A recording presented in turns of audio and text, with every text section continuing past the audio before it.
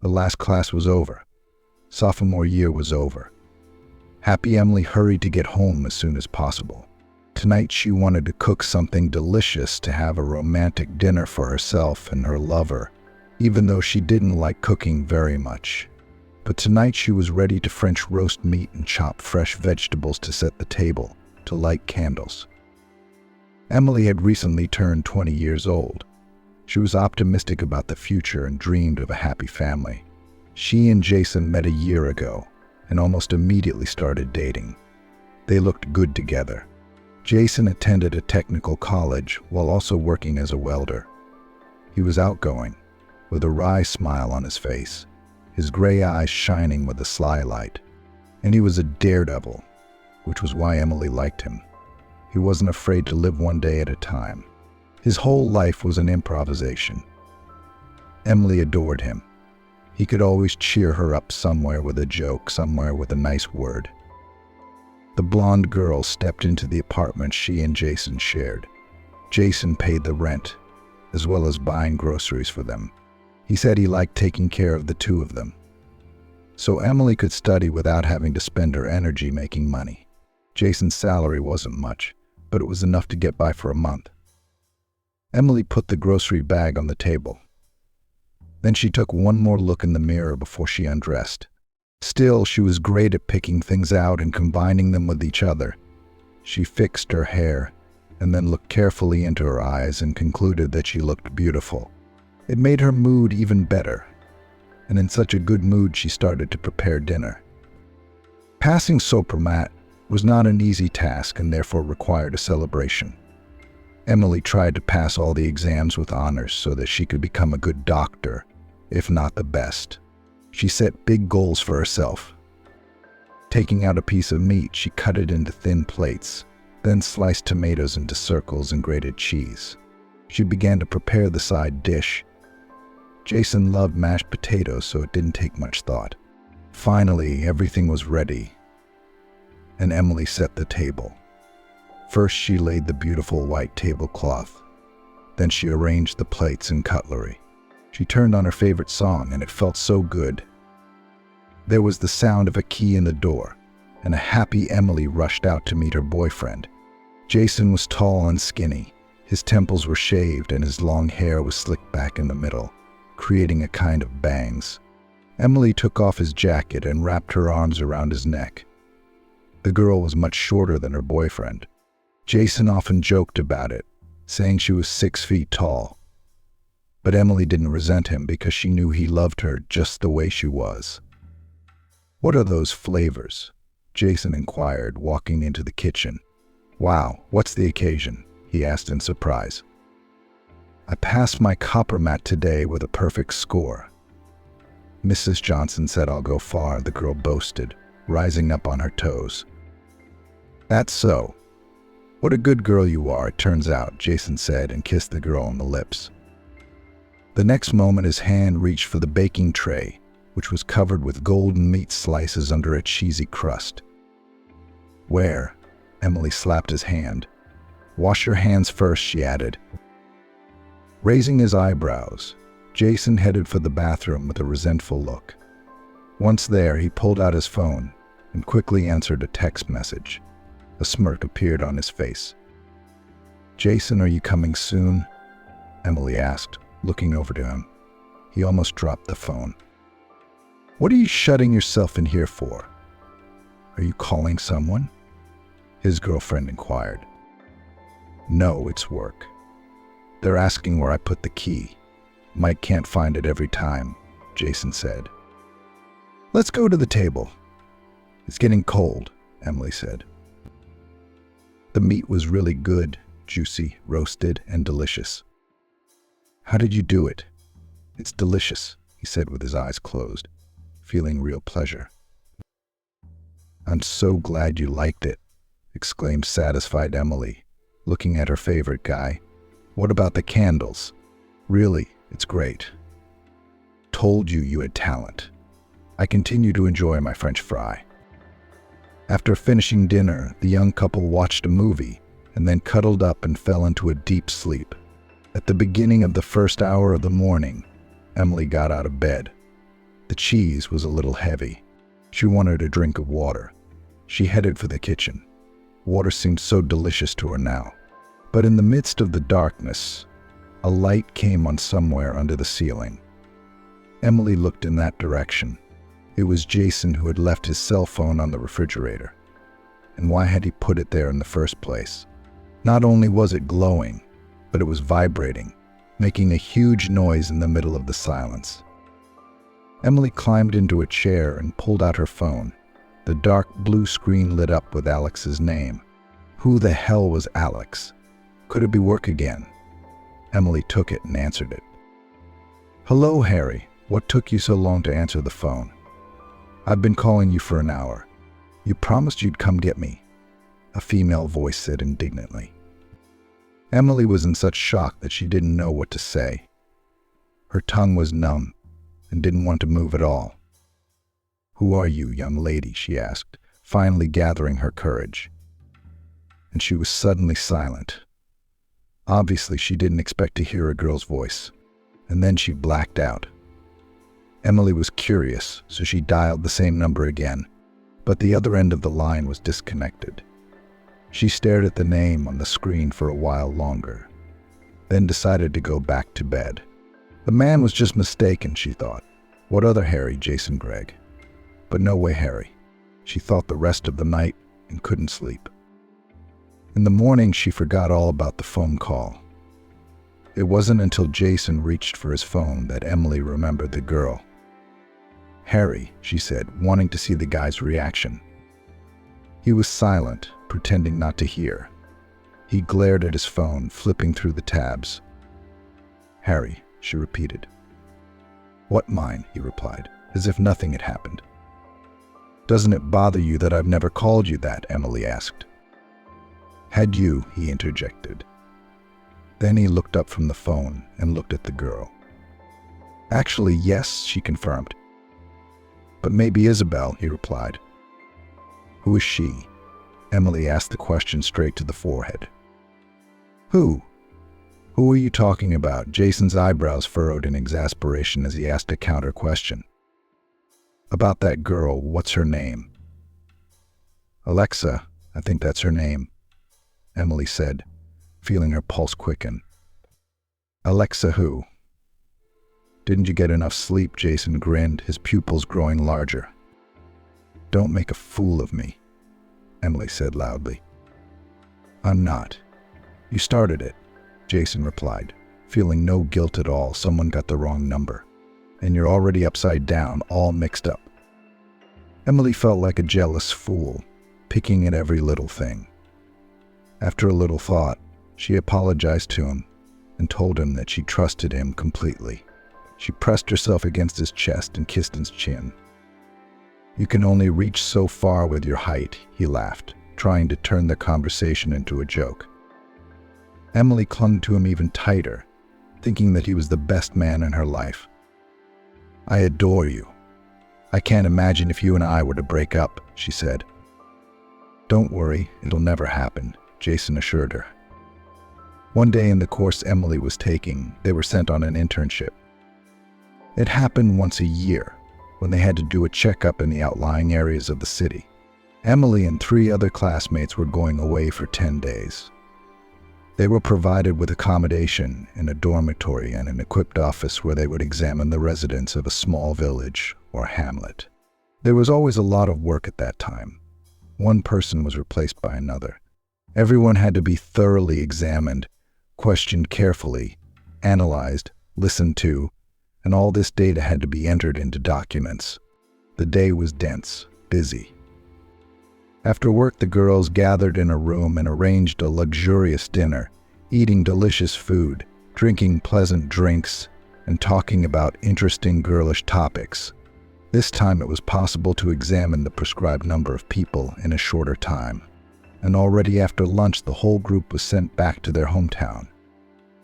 Emily called Jason, wanting to tell him that she'd be arriving early. She missed him so much. She couldn't wait to see him. There were long beeps on the other end of the line, but no one came to the phone. She felt a little sorry, but she chalked it up to Jason's possible busyness. He'd been taking part-time work home a lot lately. She got there on her own, opening the door with her own key. She stepped inside. The time was approaching 8 p.m., so Jason should have been home by now. Emily thought about what she was going to surprise him with. Walking in, she came to the kitchen. No one was here.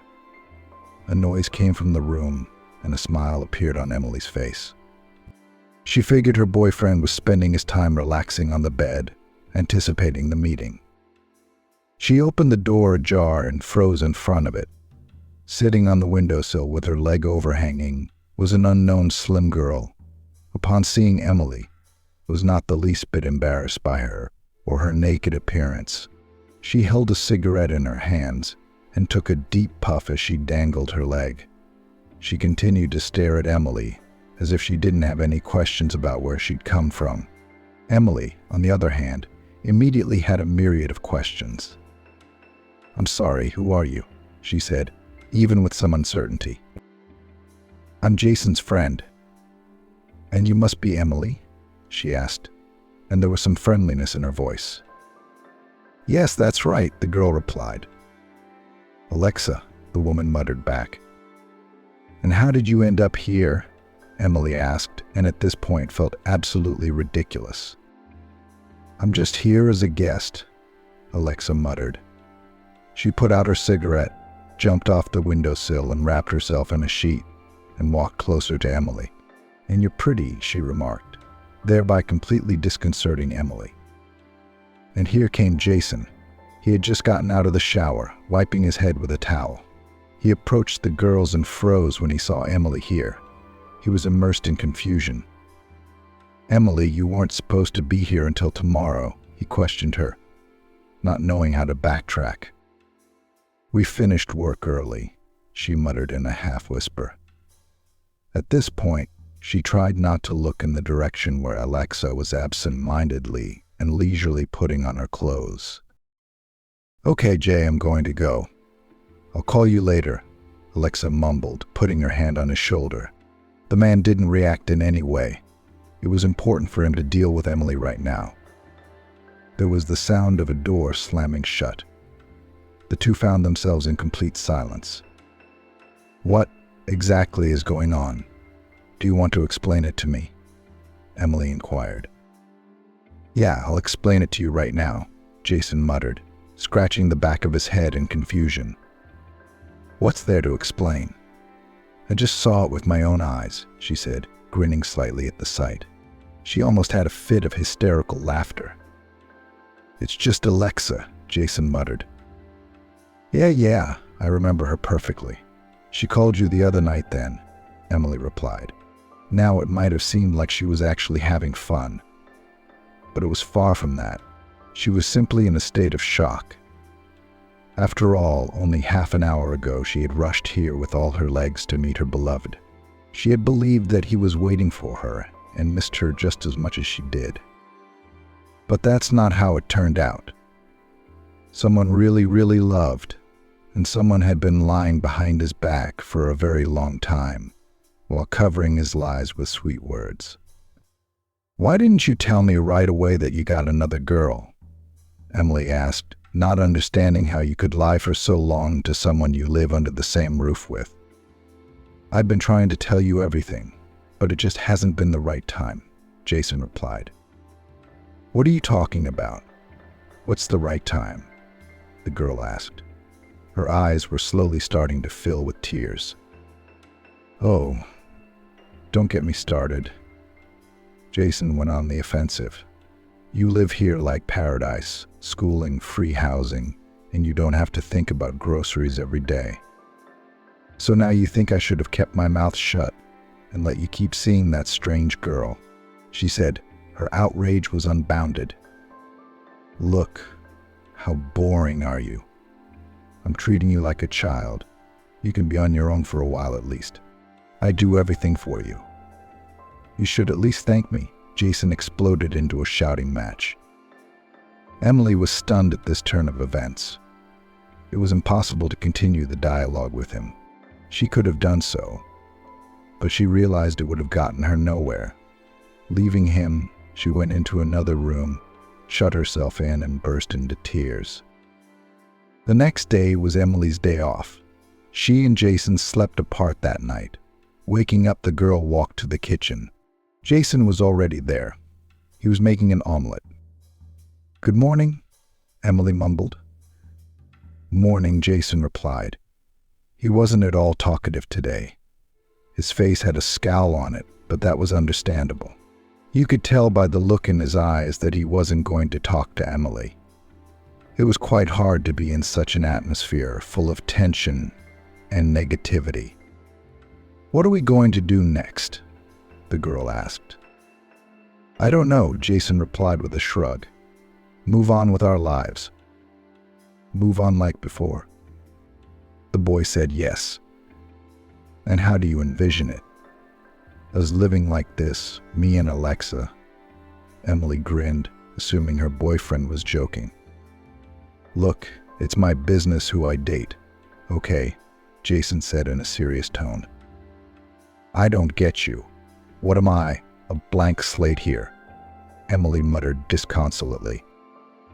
"You know, I'm sick and tired of dealing with you like a child. And you're still not happy. I'll be honest with you, it's 100 times easier for me with Alexa than with you. 1,000 times more interesting and fun.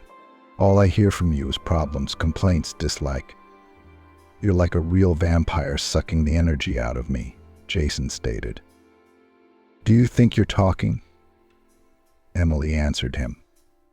The girl still didn't seem to realize yet that she wasn't worth anything here, not valued or respected. "Anyway, do what you want, I don't care. Or better yet, pack your stuff and leave." "Are you seriously saying that now?" Emily still couldn't believe it. "Does it look like I'm joking?" "You're not a little girl anymore. You should understand," Jason answered her gruffly. His words made Emily lose her appetite. She went back into the room and climbed onto the bed. Honestly, she couldn't believe Jason was serious. Though of course all the facts were there. But it was probably the fear of not knowing what the future held that was telling her not to take it lightly. It is necessary to wait. Soon everything will be settled and will fall into place. But it wasn't like that at all. As evening approached, Jason peeked into Emily's room and told her to get her things together. "Why are you still here?" "Clear the apartment. Alexa will be here soon," he mumbled. His words threw Emily into a new shock. To hear such a thing from the man she had once been happy with, who she had trusted with herself and her life to some extent, was simply unthinkable. "Don't you think I have nowhere to go?" Emily questioned, figuring he'd talk some sense into him. "I'm not interested at all," he muttered in a cold and indifferent tone. "But you know I have no one here. Where am I going to go?" Again the girl asked. "To be gone in half an hour," Jason replied, and closed the door behind him. Emily decided that Jason couldn't be that cruel to her and probably wouldn't throw her out on the street. Where would she go with no money and no job? She decided she wouldn't move and would stay here. Let her do what she wanted to do. The girl sat in her room and did not get out of there. Then she heard the phone ring. "Hello, well, are you pulling up?" Jason asked. Alexa was obviously calling him. "Okay, I'm waiting for you," he replied and then hung up. The next moment, the door to Emily's room swung open and Jason's head showed. "Hey, get ready. You should be going by now," he pronounced. "What do you mean?" Emily asked, as if she didn't understand the meaning of his words. "I said, out," mouthed Emily's boyfriend, as if he had never been one at all. "I'm not going anywhere from here." The girl began to resist. And then Jason did something Emily never expected him to do. He took her under his arms by force and led her out into the hallway. She started to struggle, trying to cling to the door jambs, but she had less strength. So the door swung open, and the guy literally pushed her out into the entryway. Emily pounced back, trying to squeeze through the door, but Jason had already closed it. She pounded her fists, pounded on the door, stomped her feet, pounded her shoes. She was begging him to open it, but he wasn't thinking about it. A few seconds later, a neighboring apartment opened behind Emily. "If you don't stop screaming now, I'm going to call the police," the older woman muttered. "Yes, I live here," Emily replied. "I've never seen you here before." "Don't lie," the neighbor replied. Emily paid her no attention as she continued to pound on the door. "You misunderstand me," the woman with disheveled hair on her head stuck out again. "I told you I live here," Emily repeated. "It's past midnight. You've woken everyone up. My patience is running out," she muttered and disappeared behind the door. "Fool," Emily muttered under her breath. She desperately continued to call out to Jason and bang on the door, until suddenly she felt someone twisting her arms. "Citizen, what's going on here?" A police officer addressed her. "I've been kicked out of my house," she mumbled, hoping they would understand. Emily was sure they would help her and she would regain her residence. "Your passport." A man in uniform addressed her. "All my stuff is here," she spoke. "Good," the policeman replied, and then knocked on the door. Jason immediately unlocked the lock, and Emily started asking him again to let her into the apartment. Jason, however, looked her over from head to toe and said that it was the first time he had seen her. At the same time, Alexa came up the stairs. Jason held out his hand to her and let her in. "Jason, you can't do this to me. Give me my stuff," Emily demanded. But the police decided it would be best if they took her to the department for a day or two to let the girl come to her senses. To prevent Emily from resisting, they handcuffed her. The girl was brought to the police station and put behind bars. Emily was in a terrible state. The place was cold, with concrete walls all around. "It's not my fault," the girl said. She was on the verge of despair. "It's okay, you'll sit overnight, and tomorrow we'll let you go," muttered the police officer who was acting as a caretaker. I lay down on the cold bench. The policeman was filling out some papers, glancing at me from time to time. Long minutes stretched into hours. I tried to get comfortable, but it was impossible in such Spartan conditions. I managed to take a nap all night, curled up on the bench, but it didn't last long. At 7, I was awakened by a man in uniform. "Enough sleep, time to go out," said a gruff male voice. I struggled to open my eyes. My head hurt. It felt lousy. I walked outside. There was fog all around. There was a high humidity in the air. The wind was blowing. I staggered around like a drunk. I had only one place to go. After about 40 minutes, I stood in front of the door of the apartment I shared with my loved one just yesterday. I knocked, hoping that someone would open the door for me. The lock clicked. I saw Jason's face, sleepy and frowning. "Oh, is that you?" he muttered. "Jason, let's talk," I managed to say, but Jason slammed the door shut again. A couple minutes later, he came back in and set the bags with all of her things right at Emily's feet. He also shoved her phone in her hands and with a "come on," I closed the door right in her face. She stayed like that with her mouth hanging open. Emily wanted to start banging on his door again, but then realized it was no use. Around 9, the sun came out, sparing no heat. It warmed the ground along with all the bags of stuff. I sat on a bench that I had gotten as the first place I could find. What else could I do but bask in the sunlight? I could have gone to the university, but it was Sunday. I continued to sit on the bench, contemplating my future life, which had gone from paradise to hell.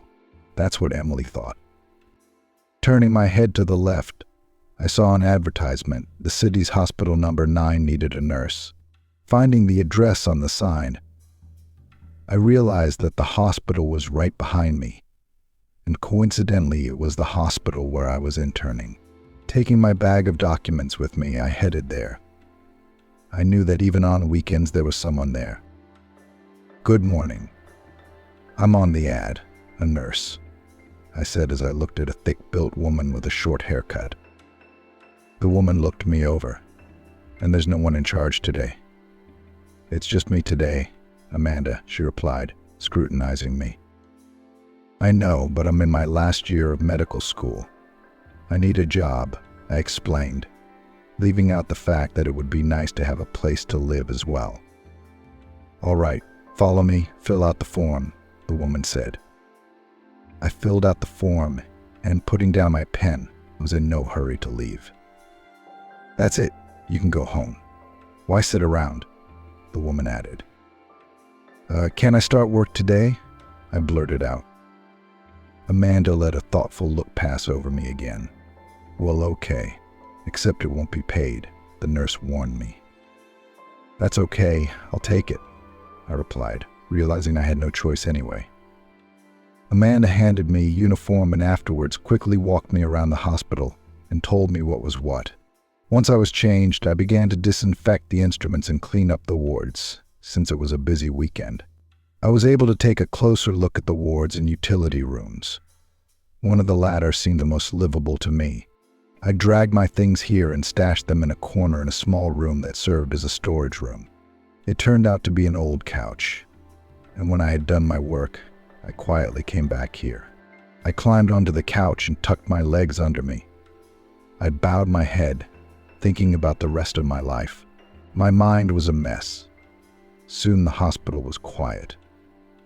The evening brought dusk, making everyone settle down and get ready for bed. Emily was getting ready for bed on the old mattress on the couch. She spread out the sheet, covering herself with a blanket. The girl tried to sleep. She heard rustling and strange, unintelligible sounds that sent shivers down her spine. But the insomnia receded, and she was able to fall asleep for a while, but only for a while. It was less than an hour later that she awoke to a loud, rumbling sound. Doors in the hallway were slamming. The voices of nurses and another male voice could be heard. She immediately sat up. Through the darkness, she stared at the closed door, which was outlined by a streak of light. Here a shadow passed, and then another. Someone was being rolled on a gurney. "Sarah, quick! 1 seek of adrenaline," a man's voice said. "Smith, hands here," a female voice replied. Then the sounds became more muffled. Emily got up from the couch and quickly dressed. She glanced at the clock. The hands showed 1 o'clock in the morning.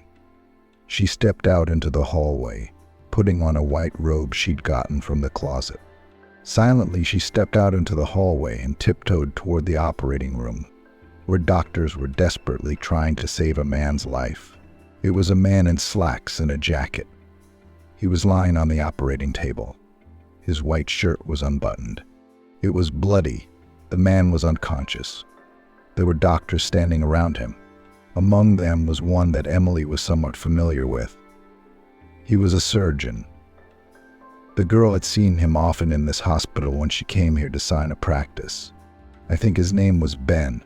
He was so busy and always walking around, tucked away in his papers, that he hardly remembered her. The operation lasted quite a long time, but now the hard part seemed to be over. Emily saw the nurse take off the surgeon's mask and blot his forehead. She went back to her room. Monday morning began as usual for a place like the hospital. Emily woke up early, as she was supposed to, got dressed and got to work. Today she still had to go to the front desk to register as an employee. The girl walked briskly and tried to act like she was doing well. Walking down the corridor, she bumped into a doctor who was coming out of his office. "Oh, sorry," she apologized. The doctor gave her a scornful look. He turned out to be the head doctor.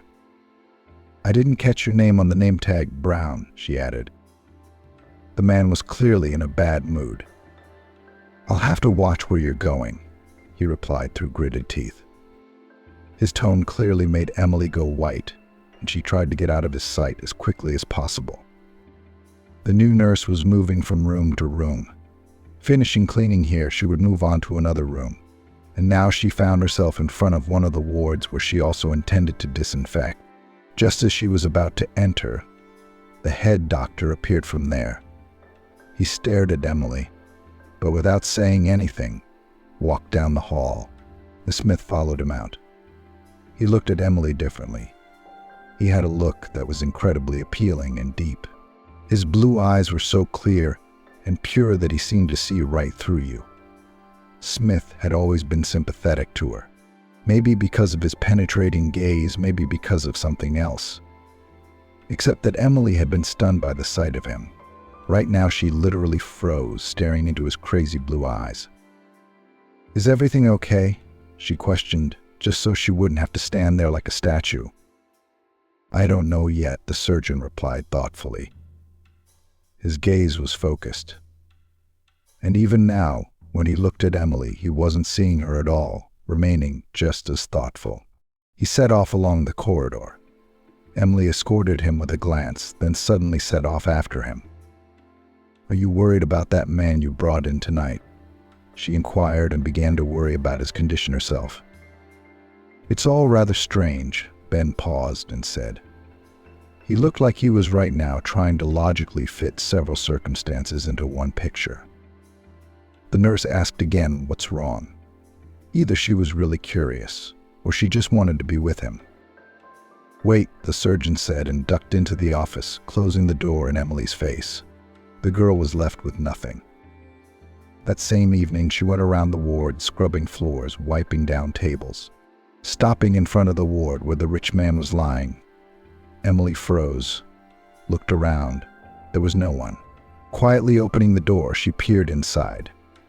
To her surprise, the room was empty. Emily walked in. There were only crumpled sheets on the couch. The girl was startled. After standing there for a bit and thinking about it, Emily sighed regretfully. She walked over to the bed and gathered up the dirty sheets, then applied a special cleaner to a napkin and began to wipe everything down. By evening, Emily was exhausted. The head nurse asked her to prepare a clean towel. Emily remembered that she had left them in the room at the end of the hall. Rising to her feet, she went to fetch them, sure that's where they were lying. Opening the door, Emily walked in and headed for the table where she had left the towels. But the next moment she froze. There was that man lying on the bed. His chest was bandaged. His face was pale. But even so, he seemed attractive. She recognized him immediately by his black hair. Emily stepped closer and looked at his vital signs board. His condition could be assessed as serious. His pulse was weak, his blood pressure low. It pained her to look at him, but she shouldn't have stayed here for long. Wishing the wounded man a speedy recovery, the nurse left the room. A little later, when Emily finally picked up her towel and headed for the operating room, she noticed some woman approaching the room with the wounded man. Most of the lights were turned off to conserve electricity, so Emily could barely make out her face. She hadn't seen this woman before. The stranger was slender and dressed in black. Her head was covered by an equally black shawl. She placed her black gloved hand on the doorknob and stopped. Turning her head to the left, the woman almost made Emily drop her towels. However, the nurse pretended to count them. The stranger quietly turned the knob and slipped inside. Who was she? Did the wife come to check on her husband? But visiting hours were long past, and no one was allowed to see a patient this sick. Emily was curious. She decided to wait for the lady to leave the room, but she had no patience, so Emily went to the door. The stranger was so focused that she didn't notice the nurse open the door. What Emily saw left her stunned. The nurse hadn't yet realized what the woman was trying to do.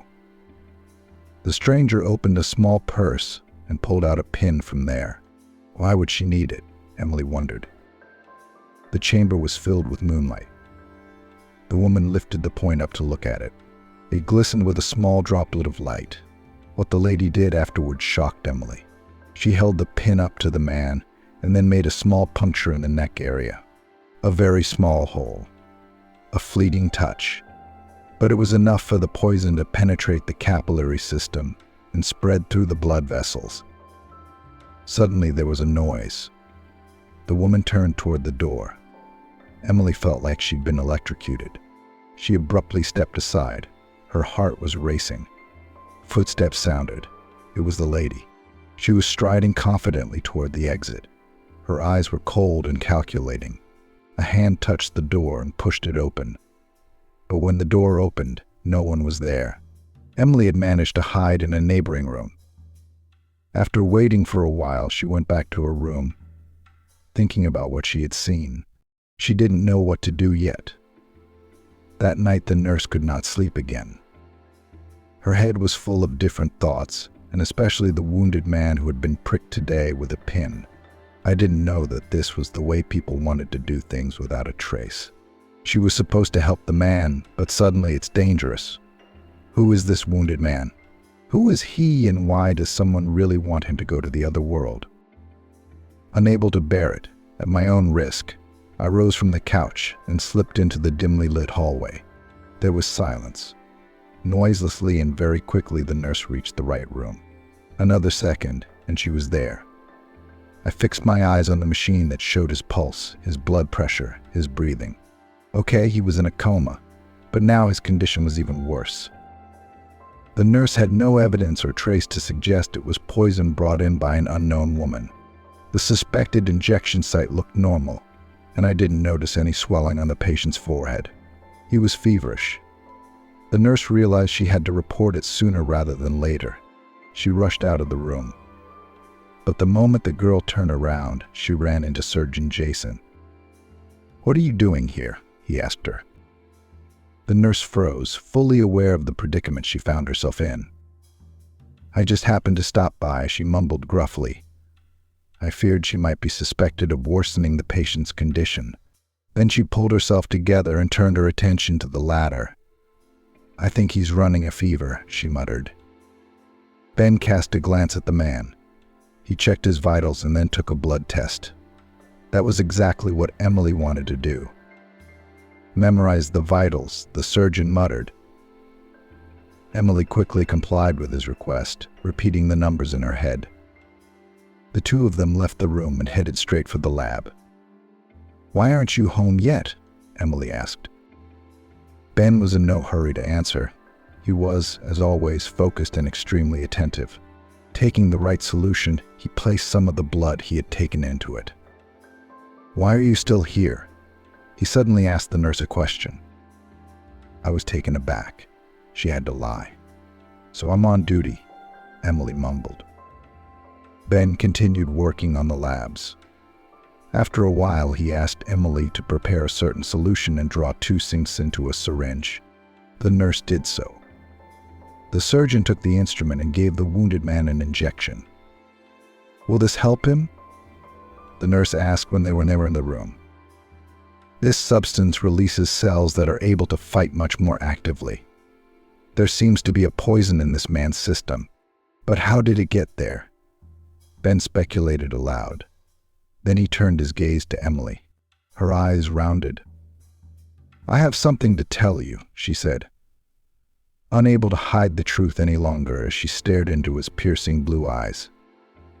"What's wrong?" "I'm listening," Ben said openly, gaining even more confidence. "I saw a woman jab that man," Emily mumbled.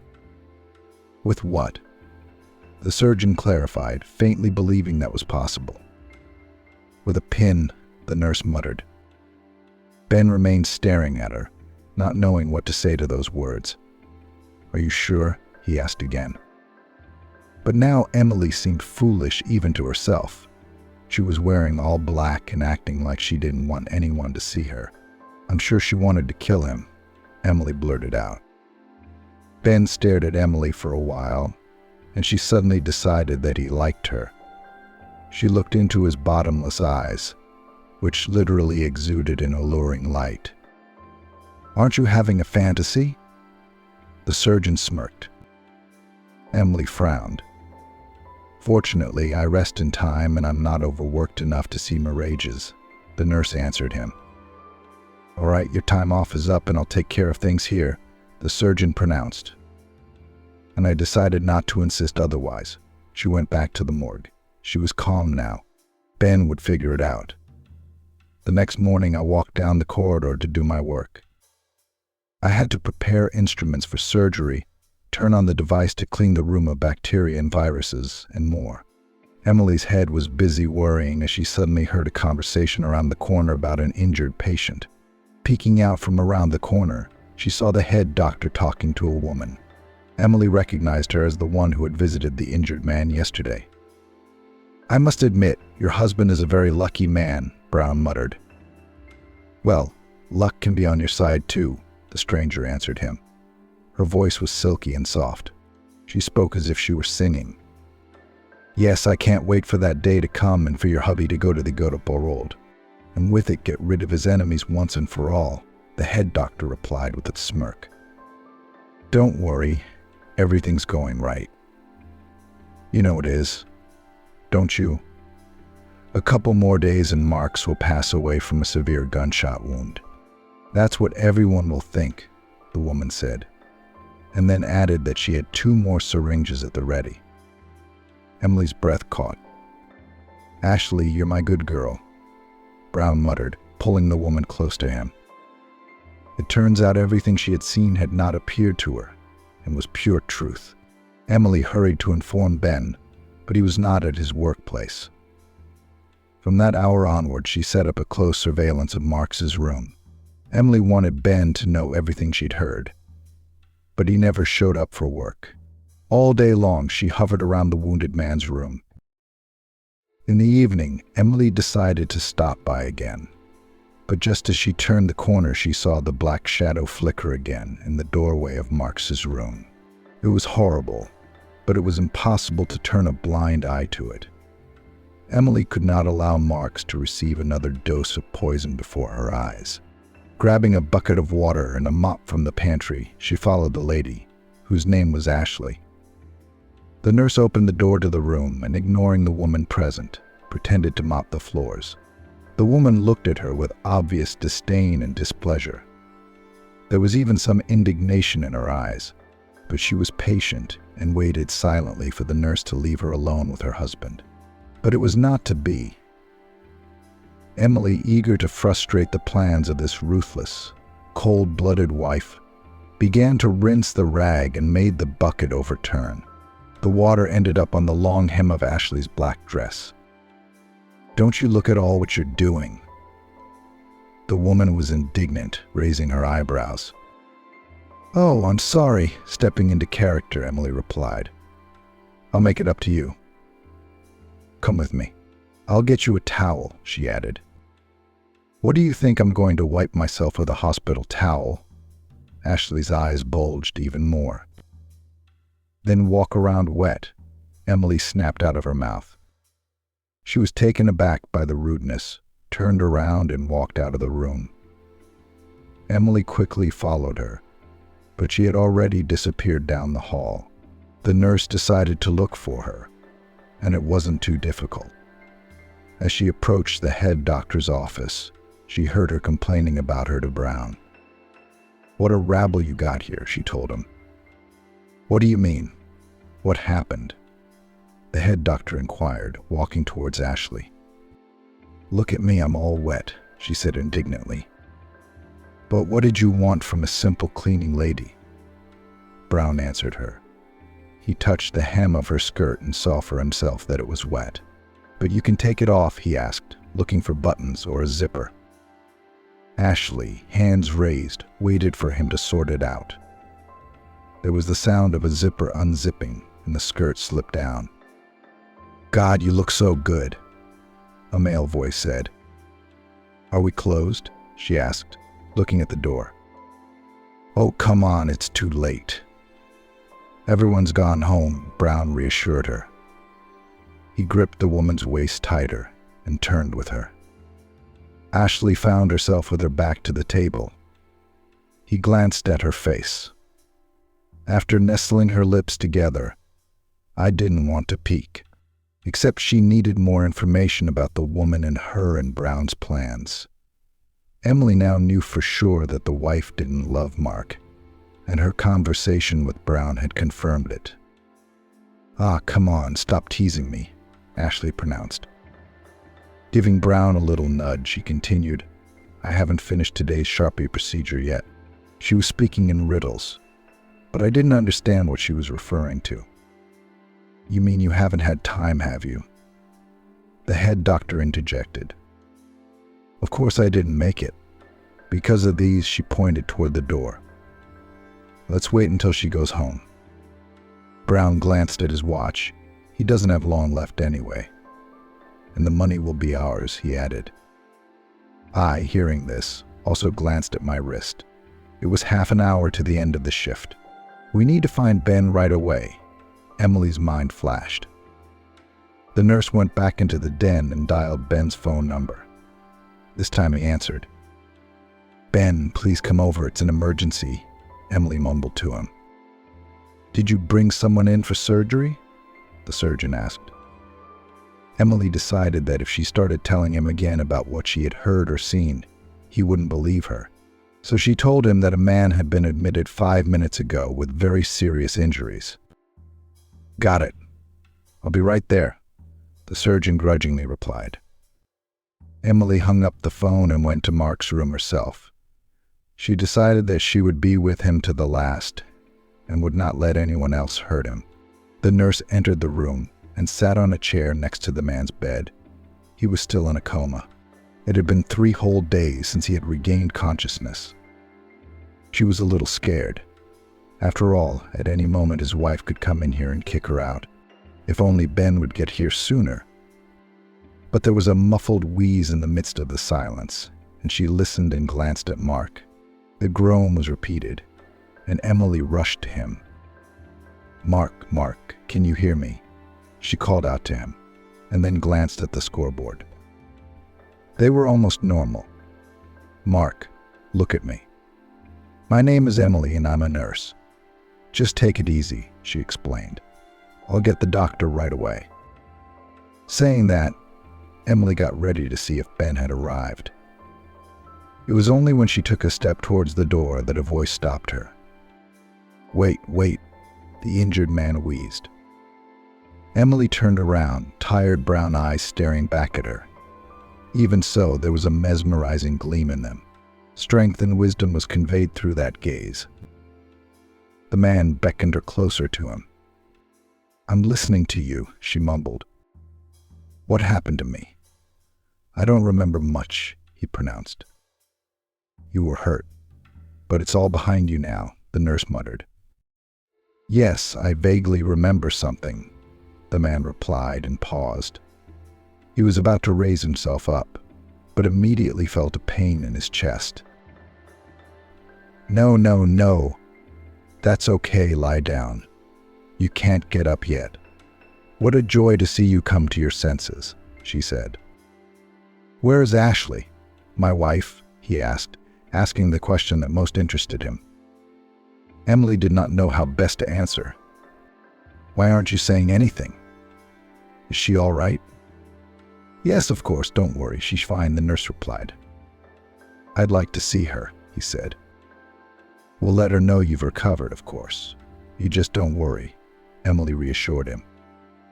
Mark, tell me, do you remember what happened to you? She inquired. The man shifted his gaze straight in front of him and immersed himself in the memories of that day. Mark had owned a dealership a long time ago. He had started out very small, but now his business had grown considerably, and his car centers were able to sell several brands of cars at once.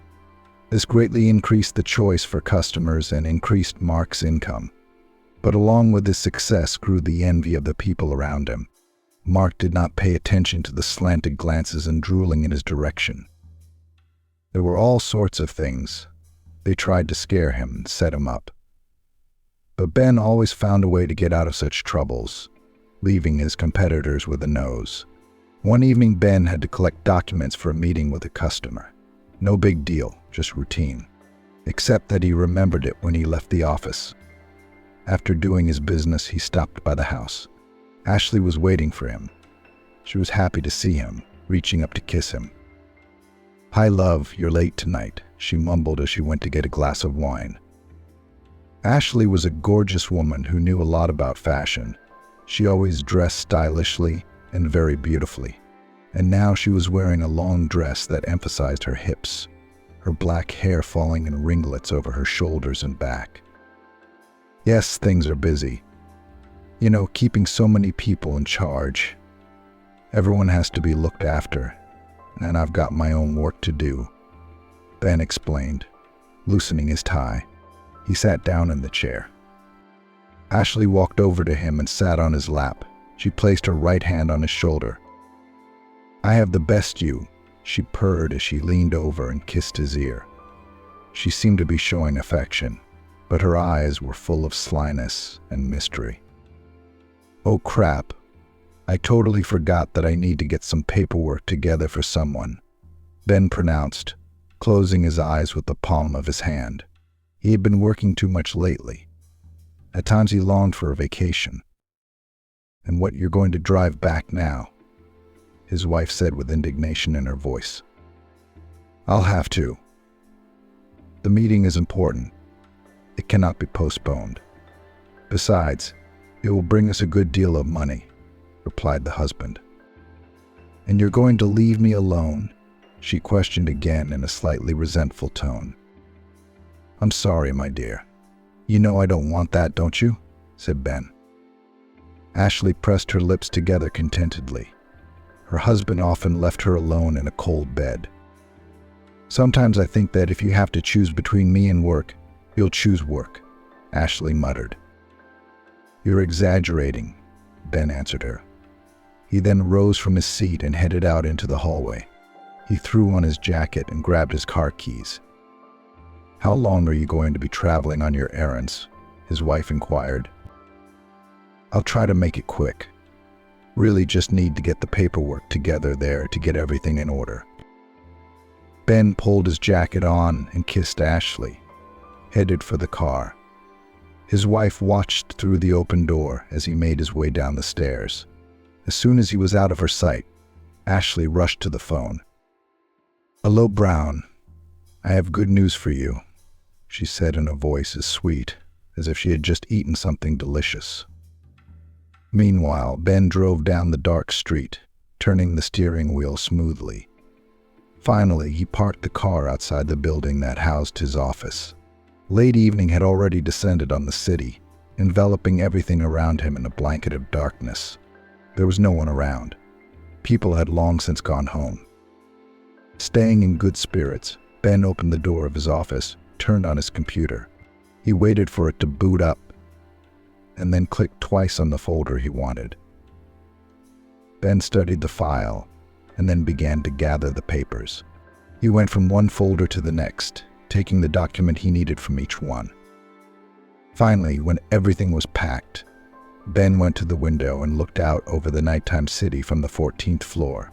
Still, the night lighting added its own romance and zest to the city. The man took out a cigarette and lit it with his lighter. A dense stream of smoke drifted to the ceiling. He thought deeply about something. "Yeah, Ashley's right. She needs more time, and she needs to rest more often," Ben thought. He put the cigarette to his mouth again and inhaled the tobacco smoke. His whole body felt relaxed and calm. The next second he heard footsteps behind him. He turned around and saw a man in all black. He was looking at him with a cold and focused stare, short haircut, square face. He was dressed in a strict suit. When Tom asked him what he was interested in at this late hour, he noticed too late the gun in his hand. "Ooh," he managed to utter. The next second, a muffled shot rang out. The bullet, after traveling some 6 meters, pierced the businessman's body. Tom looked at the man who had fired the shot. He saw the glint in his sharp gaze, and then everything gradually went dark, and he collapsed to the floor. Tom remembered nothing more. It was only now that he woke up in the ward. "That's awful. But who could it have been? Who could have wanted this?" Emily asked, though she presumably already knew the answer herself. Tom tried to strain his memory to recall who he'd had a conflict with recently. His head ached, feeling an intense pain. Emily checked her vitals and remembered Ben again. "Try to calm down and take it easy," she mumbled to the injured man. "You're so empathetic," the man pronounced. Emily looked at him and smiled with the corner of her lips. Walking back to her room, she picked up her phone and started calling Ben. Why was he taking so long to answer? Meanwhile, Ashley was rejoicing with Brown, anticipating the riches to come as soon as possible. Ashley had never really loved her husband. She, being an ambitious woman, sought a rich, carefree life. Besides, Ashley realized that Tom was quite well off, especially since he owned his own car sales business. Her calculating mind immediately realized that she should pay attention to this man, because thanks to him she could get closer to her dream of a happy life. To fall in love with Tom was not difficult. After all, Ashley by nature was very beautiful, and in addition possessed a lot of techniques of seduction. A few evenings, a look.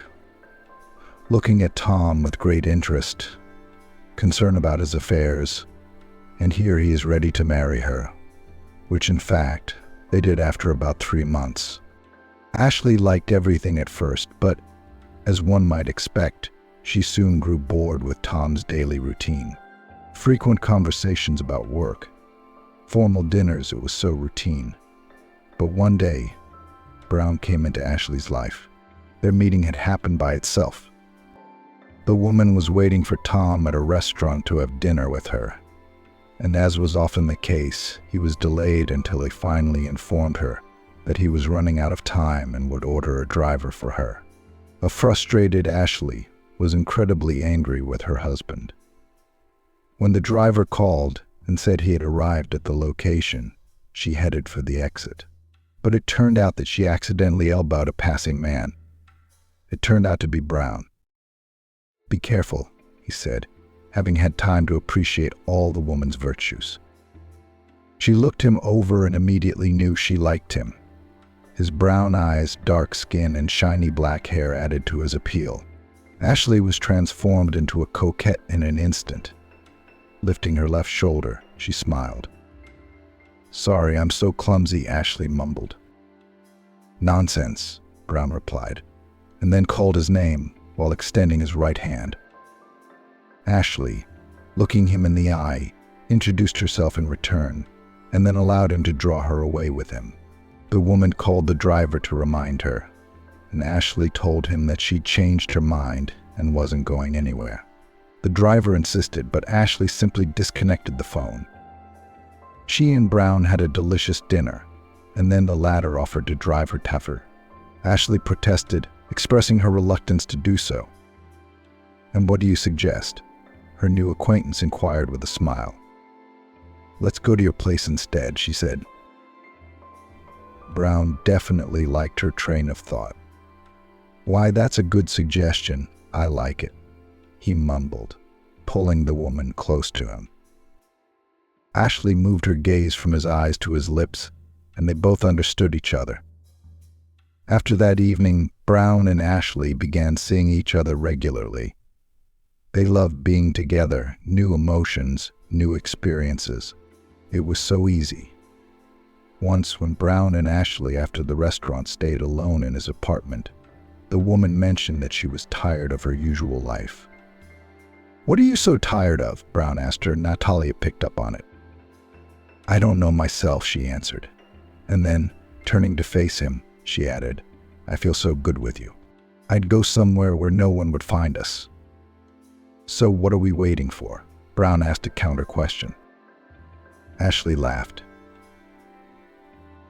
"Where would you and I go? Your paycheck won't last us long," she said. It didn't sound pleasant, but it was a fact. Ashley was used to a life of luxury, and she wasn't about to give it up.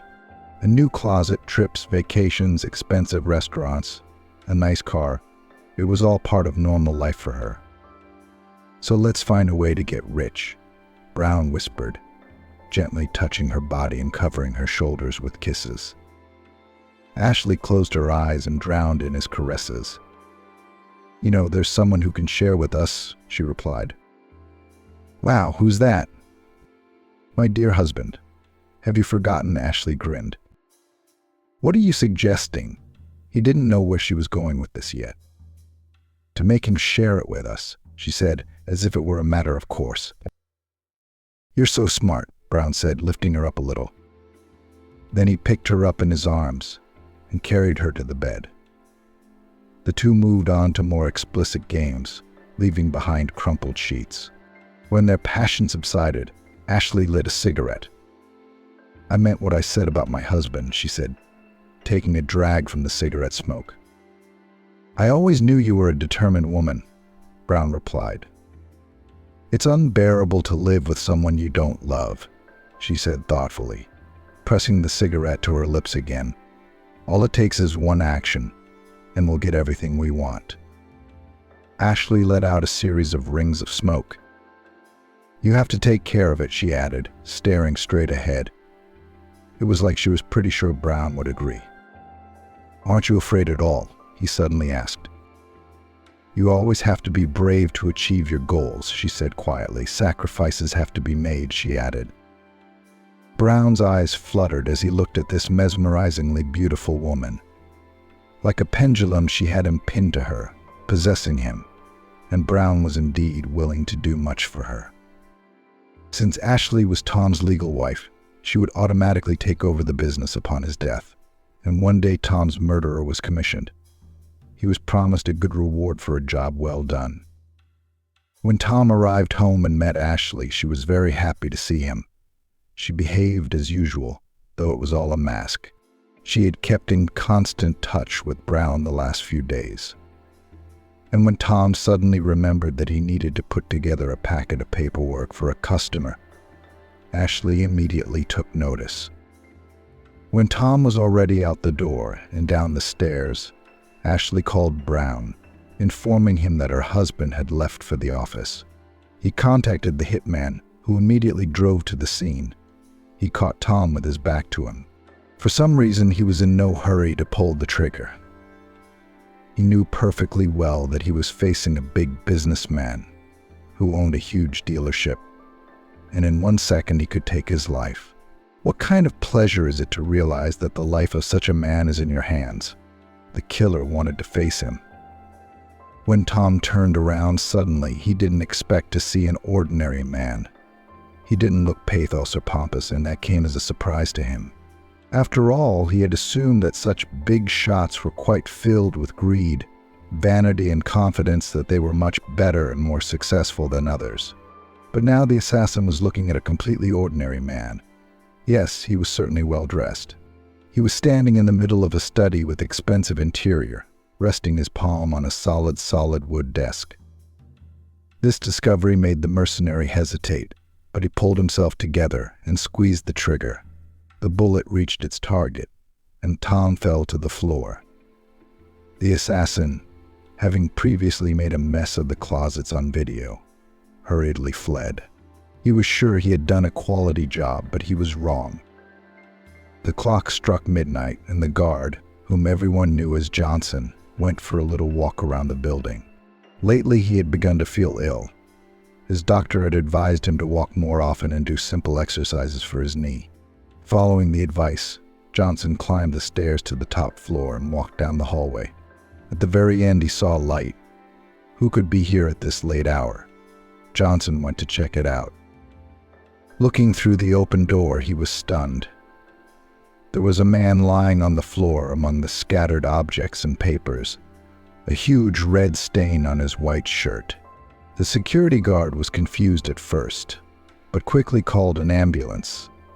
The paramedics checked his pulse and promptly put the victim on a stretcher. The ambulance took Tom to the hospital, and the surgeon called to work was preparing for surgery. The businessman was successfully operated on, and Ben went home with peace of mind. What was Brown's surprise when the next morning, listening to the report on the past shift at the planning meeting, he realized that something had gone wrong. His wife has already been notified by us. Ashley will arrive at reception hours today, the reporter muttered. Brown turned pale, feeling the hairs on the back of his neck stand up. He couldn't wait for the 15-minute planner to finish, so he could break the news to Ashley himself. "Mr. Brown, can you hear me?" The nurse addressed him again. "What again?" The head doctor interjected. "You need to sign the certificate," she repeated. Yes, of course." "So, the meeting is over. Valentina, come see me in an hour. I'll call the victims' relatives myself," he said and went to his office. Frantically, he pulled out his cell phone and started calling Ashley. Panic gripped him. It had been so long. The police could surely have started an investigation. "Hello, Ashley, honey," Brown said when she finally picked up the phone. "What is it?" She spoke in a sleepy voice, glancing at the clock that showed 8 sharp. "Ashley, we're in trouble," he said, looking at the door. He felt like the police were about to walk in and arrest him. But Ashley was much tougher. "Brown, first of all, calm down, please. What happened?" "Tom is alive. He's in my hospital right now," the head doctor explained. He walked over to the bar and poured himself a whiskey. Taking a sip, he felt himself relaxing. "Got you. Wait for me, I'll be there soon," Ashley replied in a completely different voice. 40 minutes later, she was in Brown's office. Like a whirlwind, she burst through the door. How could he miss? After all, he's a professional at what he does, Brown said. "Fearing for my future, I was sure it would go quickly, quietly, and smoothly." And what happened? It turned out just the opposite, and he was operated on by the best surgeon in the hospital. "Calm down. The last thing we need right now is a lot of nervousness and panic," Ashley replied coolly. She began to actively contemplate her next steps, staring intently at one point. Brown watched her beautiful face. Perfect makeup and hairstyling, she always looked gorgeous under any circumstances. Suddenly, Ashley raised her eyes to Brown.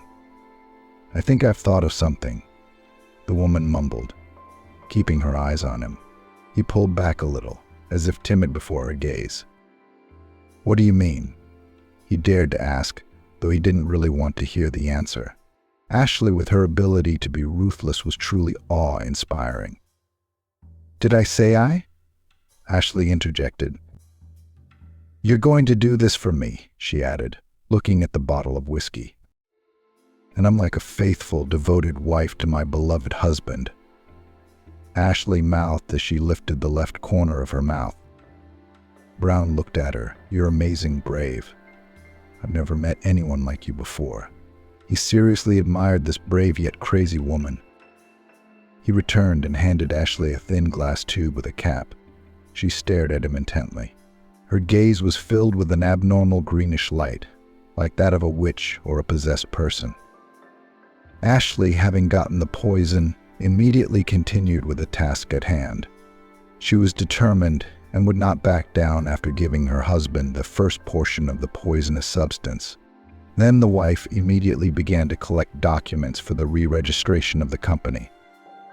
Thanks to the available money, Ashley contacted the best lawyer and, putting on the mask of a poor, unhappy wife who has a dearly beloved husband at death, told him the story that now on her fragile female shoulders lay a huge and serious business.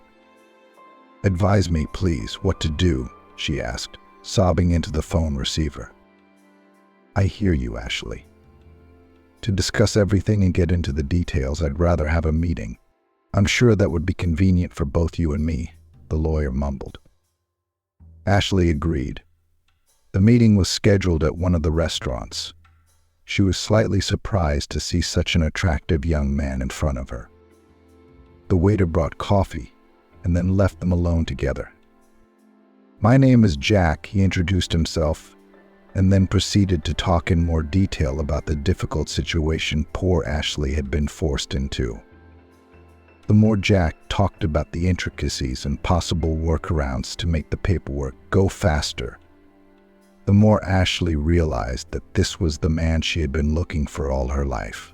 Jack was a businesslike, charming, and moderately stern man. He knew so much that his intelligence simply won Ashley over. Looking at him, she didn't notice how her feminine charm and playfulness had come out in all its glory. "You're so smart," Ashley stretched out. "I admit that you have literally impressed me with your knowledge.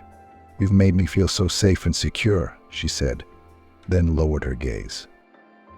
Meanwhile, the lawyer took a moment to take another look at her beauty, her graceful lines. He decided that this woman was too good to be in such misery. Right now, all he could do for her was help her deal with the whole affair. "Do you need a ride?" he offered, and Ashley, raising her big dark eyes to him, agreed. Jack opened the car door for her and helped her get in. Soon they pulled up in front of the house. He caught himself thinking that he hated to part with her. "We'll be in touch. Call me if you feel sad or uneasy," the lawyer mumbled. Ashley looked up at him and smiled, and then suddenly she touched his lips very lightly, unobtrusively, as if thanking him in that way. Then she got out of the car and headed for her house. Yes, she had succeeded in turning his head, but was she lying now? After all, Jack had left an unforgettable impression on her too. And so while Ashley and Brown tried to take out the one and only witness, she did not sit idly by. When she finally waited for Ben to arrive, she immediately informed him that Tom needed to be rushed out of the hospital.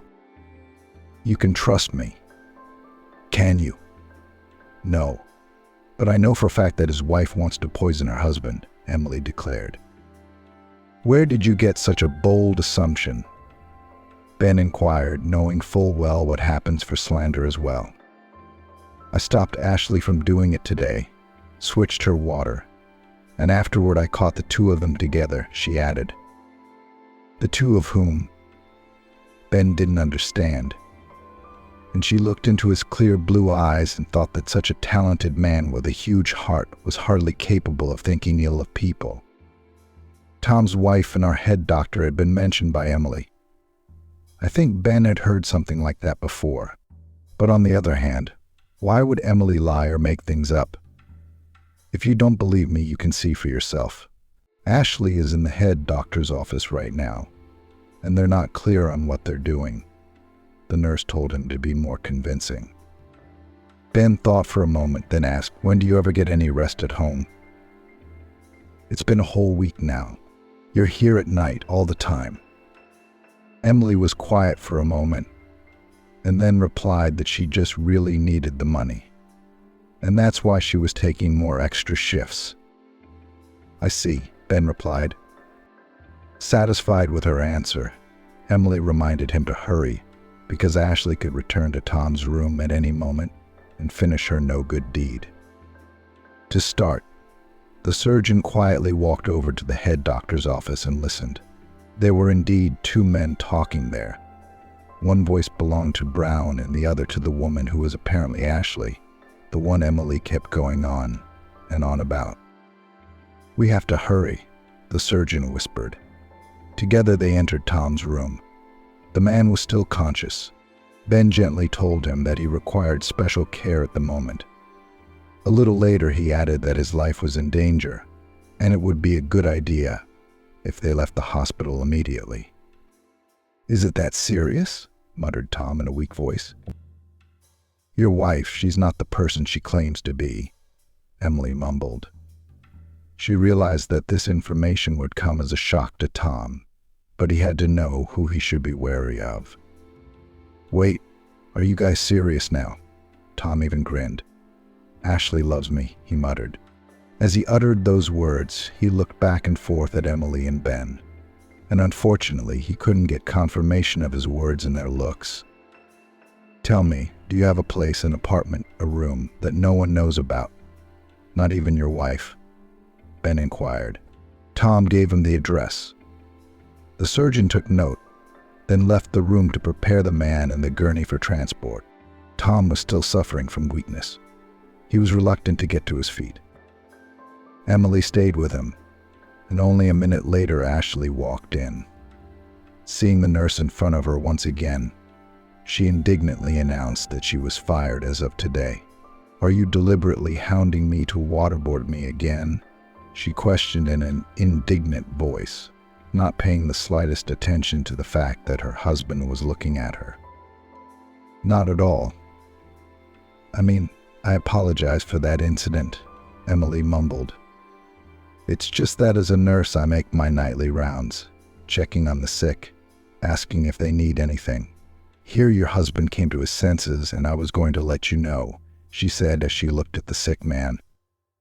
Ashley, hearing this, shifted her eyes to her husband and froze for a moment. Indeed, Tom was looking at her with his own eyes. He was alive, even though she was feeding him poison on a regular basis. At first the wife was even speechless, but then she came to her senses and feigned joy. "Oh, darling, you're awake, God," she said, diligently squeezing the false tears out of her eyes. "I was so worried about you. So worried," she continued to lie. "God heard my prayers. You're awake," she said, resting her head on his sheet-covered feet. "Sweet nurse, could you give us some privacy?" she suddenly addressed Emily, distracted from her feigned joy. Emily immediately shifted her gaze to Tom. She was looking at him as if she wanted to tell him not to fall for her wife's tricks in any way. "I think Tom is still too weak to dialogue," she mumbled, trying to derail their communication. "And I think a lot of things just seem to you," Ashley answered her in a raised tone and with defiance in her voice. Tom noticed that his wife was slightly annoyed, but why was she snapping at the nurse? "Honey, don't worry. I'm sure after the nurse finishes all the necessary procedures, she'll invite you back to see me again," Tom mumbled as he glanced at Emily. "Sure, you'll get some rest, and then you can get back in touch with your wife," the nurse replied. Ashley pressed her lips together. She didn't like the way this nurse once again behaved. But there was nothing left for the wife to do, and she headed for the exit. As she left, she gave Emily a particularly angry look. The look made the nurse uncomfortable.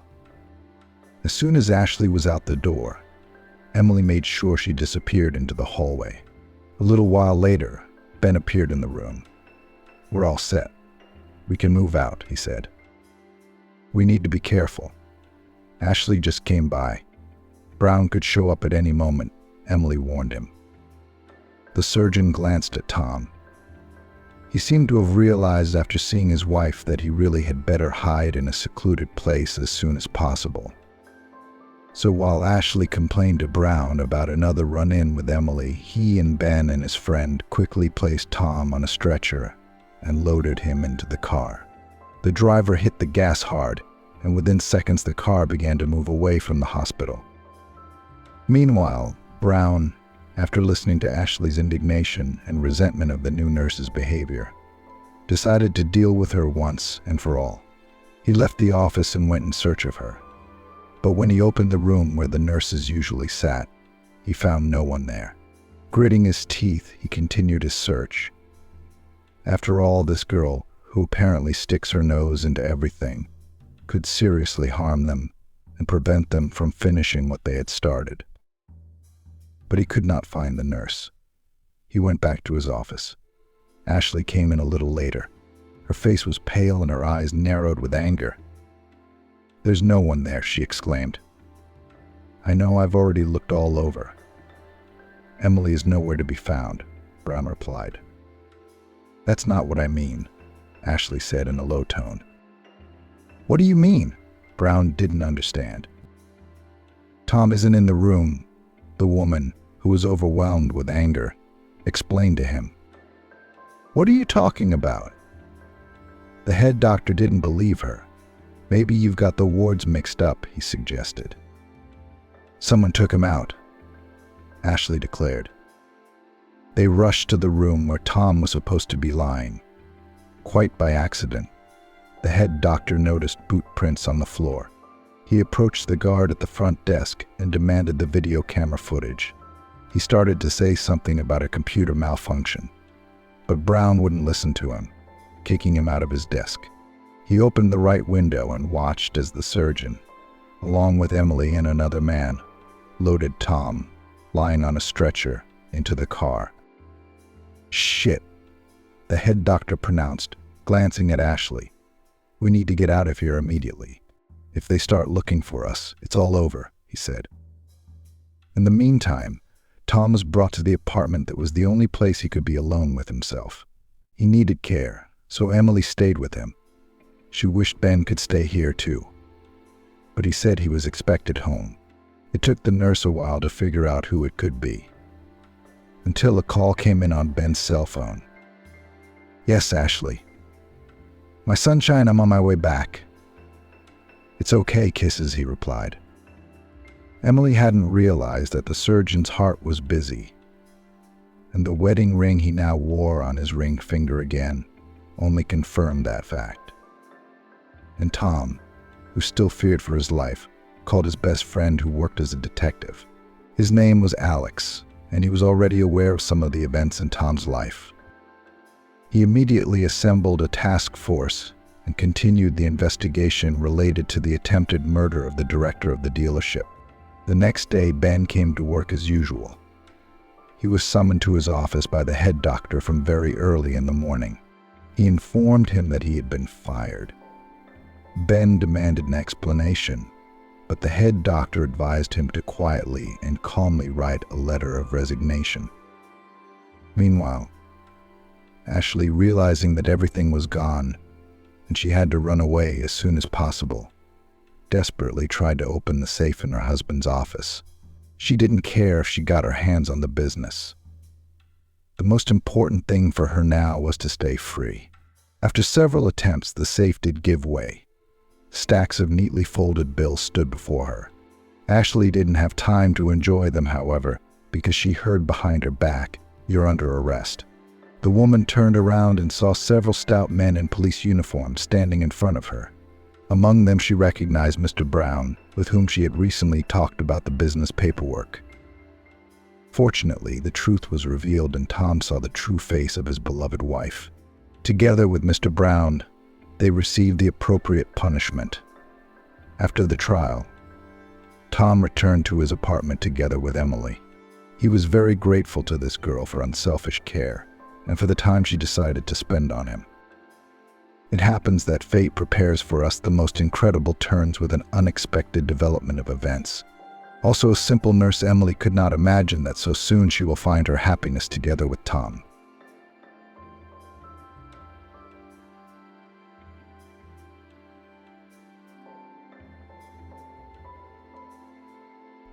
Running away from ungrateful children into the wilderness, Margaret found a photo in the attic.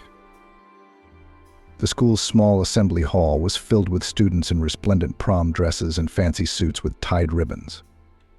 They took turns on the stage, where a tall, formidable woman with a joyful smile of the principal handed them their diplomas. A short woman in dark glasses and a long green dress stood next to her. She hugged everyone who received the cherished book and cried on their shoulder. "The gold medal for excellent studies goes to Margaret Swan," the principal said loudly into the microphone. A skinny girl in a red dress and the color of her certificate and with a long white braid rose from the hall and headed to the stage. She was given a medal, red certificates, and a small bunch of flowers. The girl went up to her class teacher, a woman in a long green dress. "My dear child, how happy I am for you." The woman hugged Margaret. "You have a brilliant future ahead of you. I'm sure you are smart, kind, purposeful. You will definitely achieve everything you want. Do you understand?" The girl often nodded and hugged her class teacher. "Thank you for everything." Margaret came down from the stage and sat down in the hall, continuing to watch the awarding of certificates. Suddenly, someone jumped up to her and whispered something in her ear. Margaret opened her eyes wide and jumped up from her seat. She had decided to leave the child in the orphanage. "Do you understand?" shouted the girl's mother.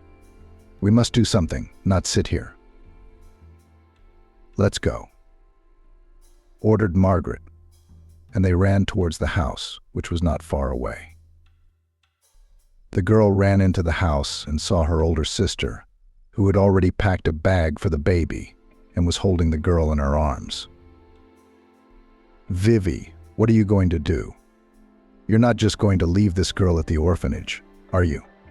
Margaret asked hopefully, looking at her sister, who had gathered her long dark hair into a thick braid and was wearing a tracksuit. She was unattractive now, not like herself, the usually bright and stately girl around whom crowds of boys hovered. "You don't understand." Margaret Vivi shook the baby. "It's what keeps me from living my life. It's draining me of all my strength, and it's screaming all the time. And I can't take it anymore," Vivi said indignantly. "It's driving me crazy, making me act like I'm a freak." Margaret approached her sister slowly, shaking her head. "It's her, not it. How do you not understand? It's a child. You can't just do that to it. You can't abandon her, you can't put her in an orphanage, do you understand?" the girl said almost pitifully. "Then take her for yourself." Vivi put the crying girl in Margaret's arms. "Spare me the screaming and the crying and all that. I don't want it. I don't want to hear her howling every night." Without hearing her sister's reply, Vivi walked over and shoved the bag with the baby's things into her hands. "Look, you can't leave her," Margaret exclaimed, looking into the girl's big blue eyes. "What do you mean I can't?" "I can give her anywhere the social workers. It doesn't make any difference."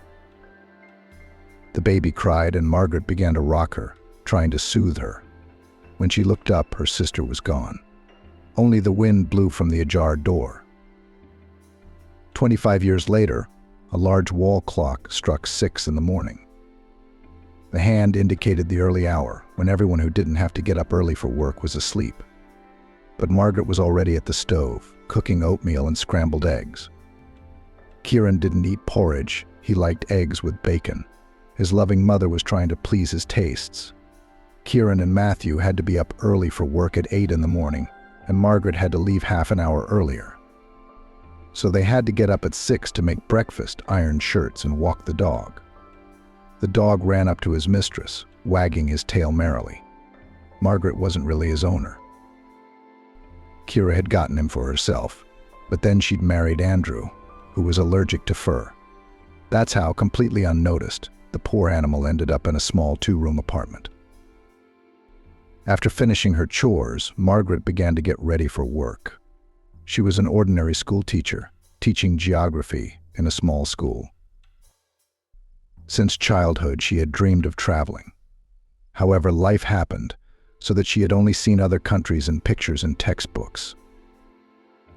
Traveling to work took Margaret a lot of time. She rode a bicycle because she did not have a car. The family had 2 cars, one for Matthew and one for Kieran. Margaret helped them buy these cars. Matthew was the first to get a used car for his 18th birthday. But soon his younger brother envied him. The woman had to take a loan to please her favorite son. Mom, of course, they did not drive to work, they were waiting for a hard day's work, which required rest and sleep. In good weather, Margaret would ride her bicycle to work, but in snow or rain she could take the bus. Margaret had a best friend, the energetic Stacy. They had met at school when Margaret came to apply for a job as a geography teacher after college. Stacy taught biology and often visited her friend to chat about life and discuss the latest news. This day was no exception. When Margaret arrived at the school, she learned that the 11th graders had been taken away to prepare for the last bell, so she had no class. Stacy, who had handed out test papers to the noisy 5th graders, had quietly retired to a nearby office to check the exam schedule. She caught Margaret checking her notebooks. "Girlfriend, do you ever get any rest?" she asked. Margaret lifted her big blue eyes and removed her glasses from her face. She looked at her friend with a mixture of squint and bewilderment. "I didn't have time to check on the house last night. I'd stayed up late cleaning the bathroom. Then I had to wash the stain on Matthew's white shirt. He likes it very much," Margaret said. "What time did you go to bed?" Stacy asked lazily, anticipating the answer. She had known Margaret for years and was aware of all her household chores. Margaret shrugged her shoulders, put her notebook aside, and stood up from the table. Would you like some tea? She nodded at the kettle. Stacy nodded. 2 o'clock, I think. I can't remember, to be honest. Kieran was up late watching some really interesting movie, and I couldn't sleep, Margaret admitted. Stacy rolled her eyes. I still can't understand why you're sleeping in the same room as Kieran while Matthew is alone. Aren't kids supposed to be in the same room? She muttered. And they're hardly children. They're not thinking of moving out of their mother's house. They're both well into their 3rd decade. Margaret shook her head and remained silent. She thought her friend's talk was nonsense. Stacy herself had married much later than Margaret and had had a daughter 15 years ago. It was certainly not her place to talk about such things. How's Digit? Stacy asked, putting sugar in her mug. Margaret shrugged. She and Andrew had a fight the other day. I don't know how things are going over there. I try to stay out of their lives. You know she should be very grateful to you, Stacy said with a bit of pressure. Why would I put that in my head? Margaret was the only one who got the hint. You're too good a mom for her. Margaret shrugged her shoulder uncertainly, slightly embarrassed. She understood what Stacy meant, and she hated that her friend had brought up such an unpleasant subject. How's your Joshua? He sent me some pictures from the university the other day. I'll show you. Stacy smiled and reached for her cell phone, which was full of pictures of her nephew at the university in the capital. Margaret came home before her sons for the first time in a long time. Usually she stayed up late with her failing students or checked a mountain of notebooks. Today she excused an 8th grade boy in honor of his birthday and left the notebooks behind. Then the next day, her daughter called and asked to meet. Kira didn't see her mother often, and this was an event for Margaret. She hurried home to make her daughter's favorite pie.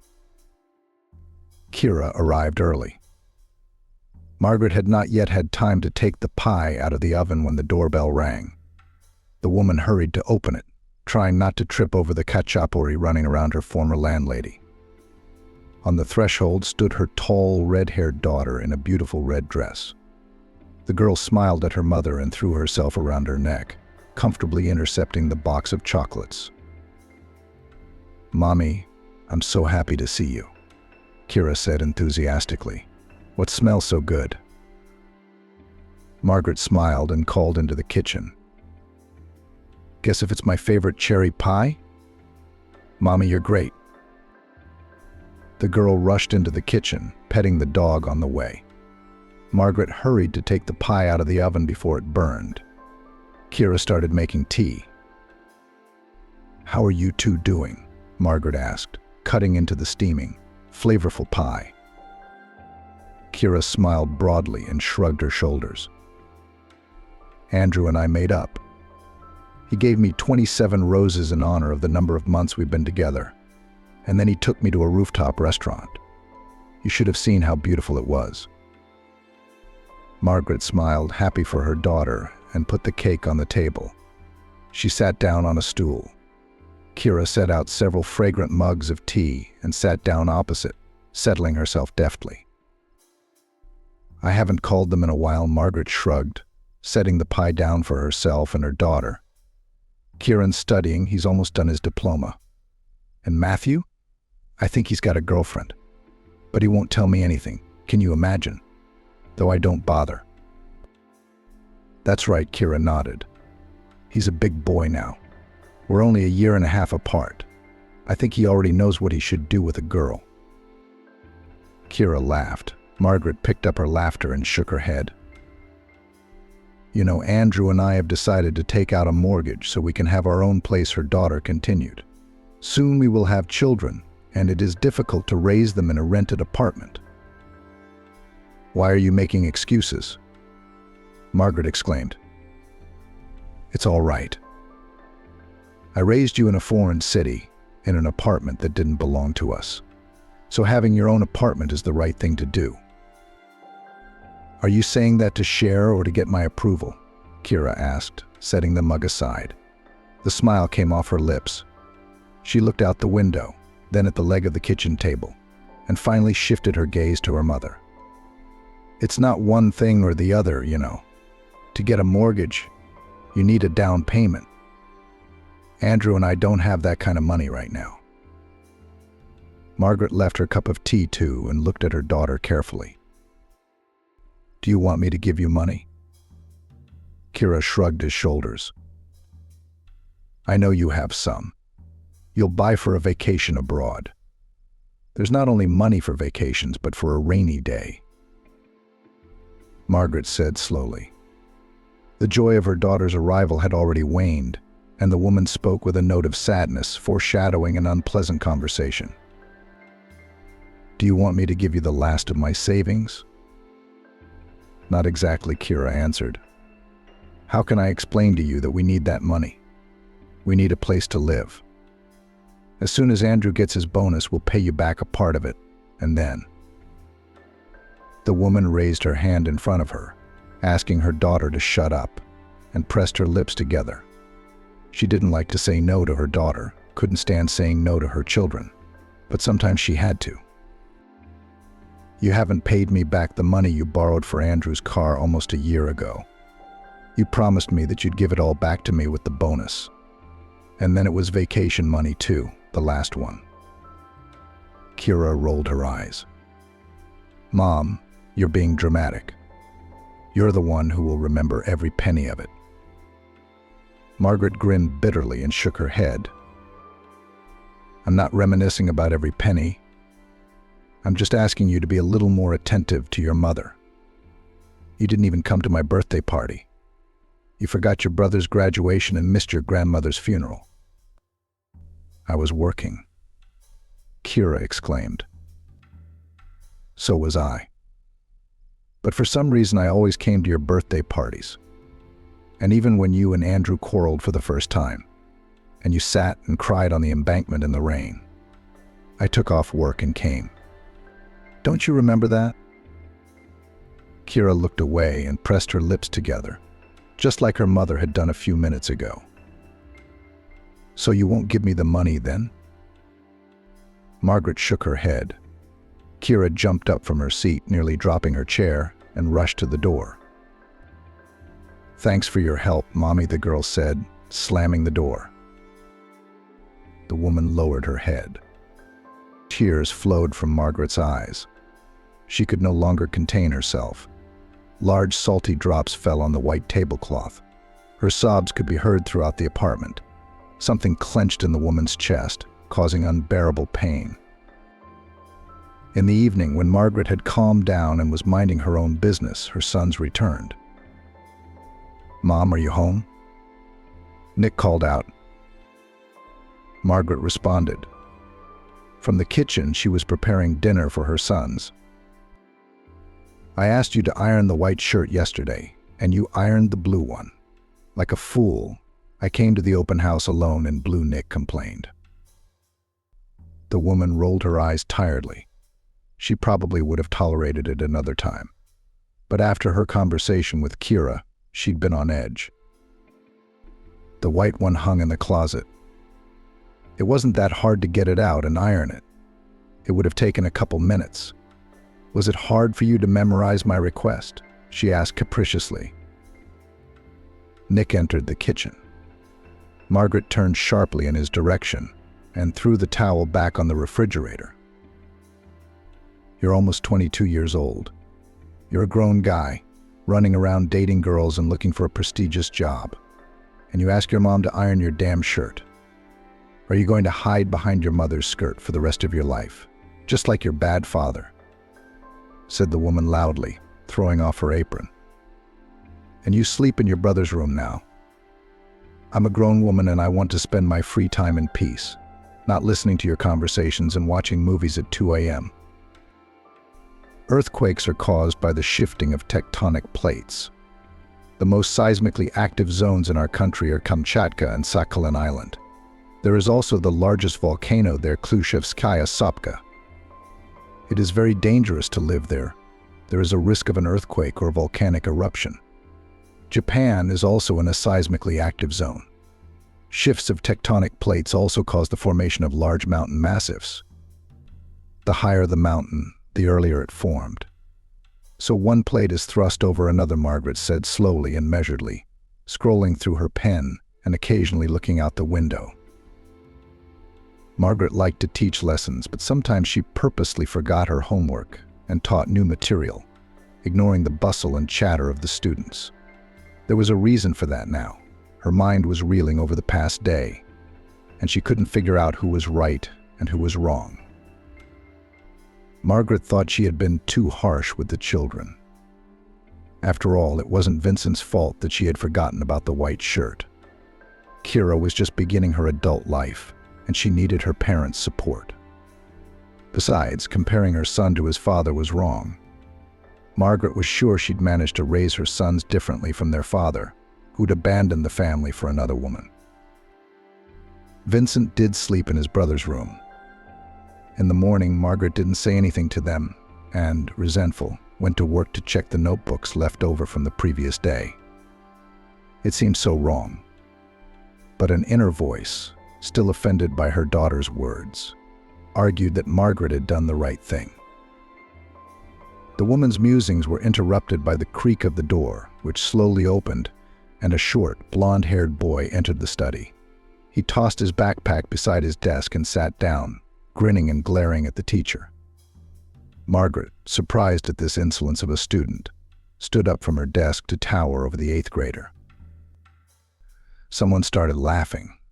All thoughts of home and problems with the children immediately popped into Margaret's mind. She looked at the boy, at his grin and his cocky face, and immediately remembered her children, Kira's face when she'd heard her mother wouldn't give her money, Vincent's face when he'd wondered about the shirt. And the woman snapped.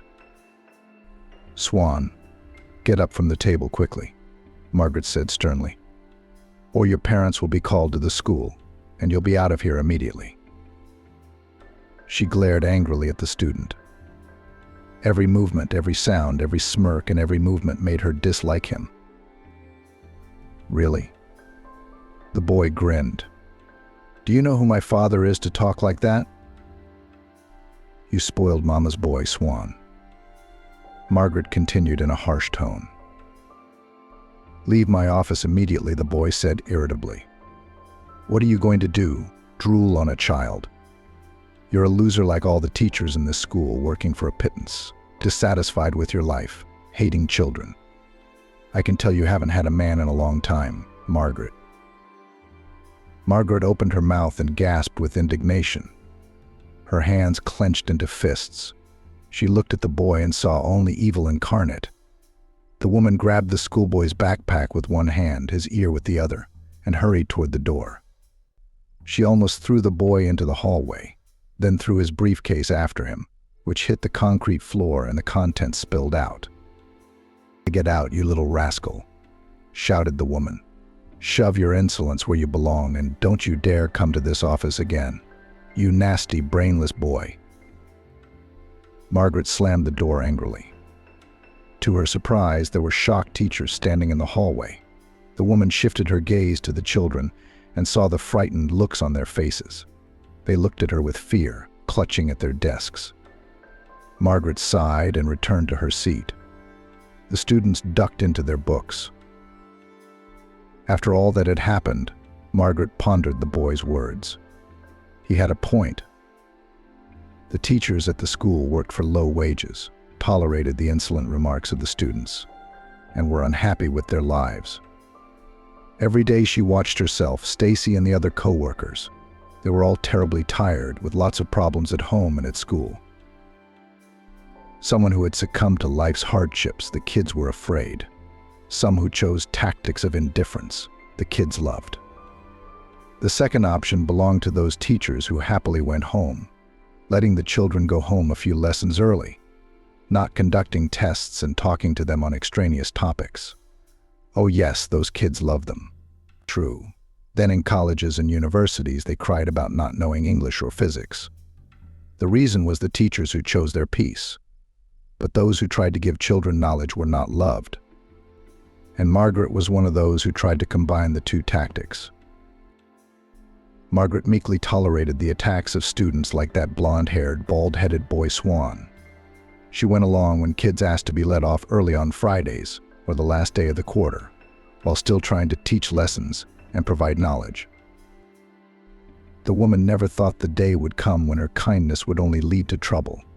There were few students like Swan, but the few that did take advantage of her teacher's kindness grew more and more insolent as time went on. The school disliked teachers most of all because of such children, and they turned into strict, uncompromising people who wanted only to leave their hated jobs as soon as possible. Swan, however, was a special case. His father, a local politician, had a lot of power and initially gave his son to a prestigious school, where everything was presented to such children on a platter. However, after another scandal involving the son of the mayor of a neighboring town, in order to save his place, the politician had to transfer the boy to a regular school. Of course, at first Swan was difficult to adapt, but he soon realized that you can trump the influence of his father and actively used it. Teachers let him get away with everything, children avoided him, and everything was relatively calm. Until Margaret took umbrage she was in a bad mood because of personal problems. On a normal day, I would probably have gently reprimanded the boy for being late so as not to create conflict, she thought. But this time I couldn't help myself. After class, as Margaret was about to go home, she was called to her office by the principal on the school radio. Those teachers who were still in the school saw the woman off with pity as she walked down the corridor. One even patted her on the shoulder. Joshua knocked on the open door and Margaret stepped inside. The principal was a short, gray-haired old man with a bald spot on his head, sitting in a high office chair, rubbing his forehead with a wrinkled hand. He looked up at the teacher who entered and put on his half-rimmed glasses, looking at her carefully. Margaret, "Hello." Joshua said hello and pointed to a chair in front of the desk. Margaret nodded and sat down. "Is this about Swan?" Joshua nodded. "I'm sorry, Margaret. I remember you as a girl when you came in after college with a baby in your arms. I remember everything you did for the school. But you realize we don't need conflict with a powerful man. How did you even get that boy out of your office by force? That's not like you." Margaret lowered her head low and sighed. "I'm sorry, Joshua. It's just that I'm having problems at home and a bad day." And he's been saying things like that. Margaret sighed, trying to hold back tears. Joshua held out a glass of water and shook his head. He folded his wrinkled hands on the table, squeezing them into a lock with force. "I'd love to keep this thing quiet, but you have to realize the school doesn't want trouble with his powerful father. We'll lose funding and be plagued with inspections. All the teachers will be sent in for background checks.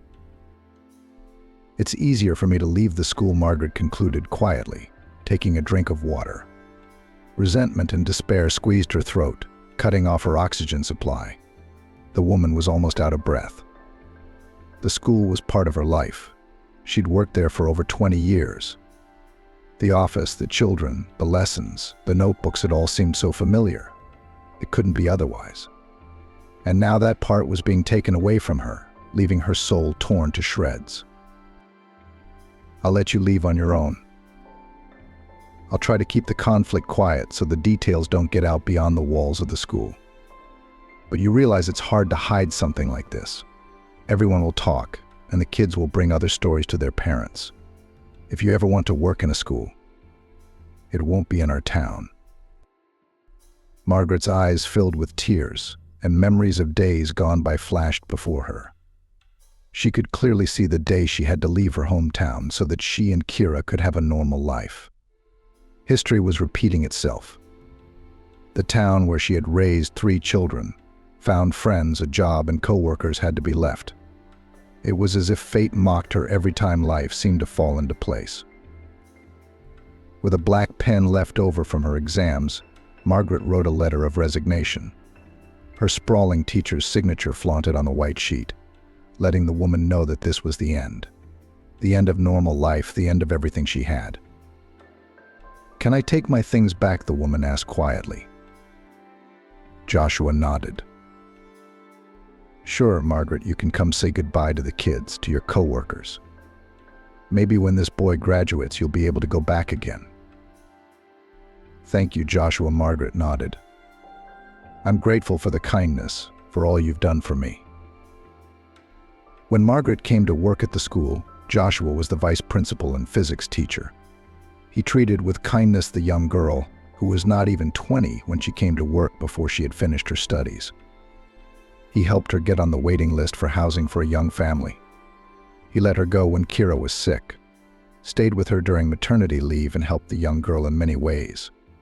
Margaret was grateful to him for that. With a stone in her heart, Margaret went into the study to retrieve her things and a few books. She was followed in by Stacy, who, only seeing her friend's hard stare, shook her head. She immediately realized what had happened. "The principal gave me time to pack and say goodbye. He's wrong. It's not your fault what happened. We all wanted to do that to that underling, Stacy. I forced him out into the hallway, and he fell to the concrete floor. Thank God he didn't hurt himself. Not only would I have been sued, but I wouldn't have been able to forgive myself." Margaret exhaled and sat back in her seat, covering her face with her hands. "I understand that this is a difficult situation for Margaret. The fact that she was given the opportunity to resign is not a bad thing, because many people would have been fired with a reprimand on their record for such an incident." Stacy walked over to her friend and lightly hugged her from behind. She rested her head on her shoulder for moral support. "The house is a mess," Margaret said. "I had a fight with Jessica. She asked for money for the mortgage. I said no. It's all because of that. You see, if I'd given the money, everything would have been all right. But no." "Nothing would have been okay," Stacy replied sharply. "They're adults, and they're sitting on your neck. You couldn't stand it, if not now, then later. And you need to start your life without them. They're your kids, I get it, but you don't have to give them all of yourself. You've done too much for them already, especially for her." Margaret shook her head, staring down at her desk. She saw notebooks, textbooks, pens, and a newspaper. The woman grabbed it and shoved it at the pages of advertisements. "Look," Margaret jabbed her finger at a small ad on the last page. "There's a cabin for sale cheap in the next county. This village borders the town where my grandmother lived. She died a long time ago, but I remember how beautiful it was there. So buy it." Stacy exclaimed. "I know you have the money, and you could almost go back to your hometown. It's right next to your hometown." Margaret nodded. "You can start a new life away from the children of powerful people who don't know how to raise them. Do you think it's worth it?" "The peace of mind?" Margaret asked thoughtfully. "Yes," replied Stacy with conviction. Stacy's husband, Jason, helped Margaret move things into her new home. The woman had packed everything up while the children were out of the house. She left them a short note and left, determined to start a new life. It seemed so strange at 40+ years old to start over. Stacy didn't understand her friend's worries, but she kept cheering her up. The house was not far from Margaret's hometown. A 40-minute bus ride would take her to the cemetery where her mother and father were buried. I realized that for Margaret it was a difficult but exciting start to a new chapter in her life. Although the cottage seemed a little dilapidated, it had potential. Jason said it could be repaired, the roof could be fixed, the kitchen floor could be redone. There was gas, the walls were solid, and there was even some furniture left. The man shifted his gaze to the broken chair Stacy sat in. Almost whole, he grinned. "How's your money doing?" Jason asked. Margaret shrugged. "I spent most of it on the house, of course, and haven't added to my savings in a while. However, it will be enough for the first time. Maybe I can even pay for the roof repairs. Do you think that's expensive?" Jason scratched the back of his head and looked at the roof. "If you hire a crew, it's not cheap. But you can find local men in the village and they'll do it cheaper. The main thing is not to hire drunks, they will sing more than work." Margaret grinned. I'll know. Okay, thank you guys. You've been a big help.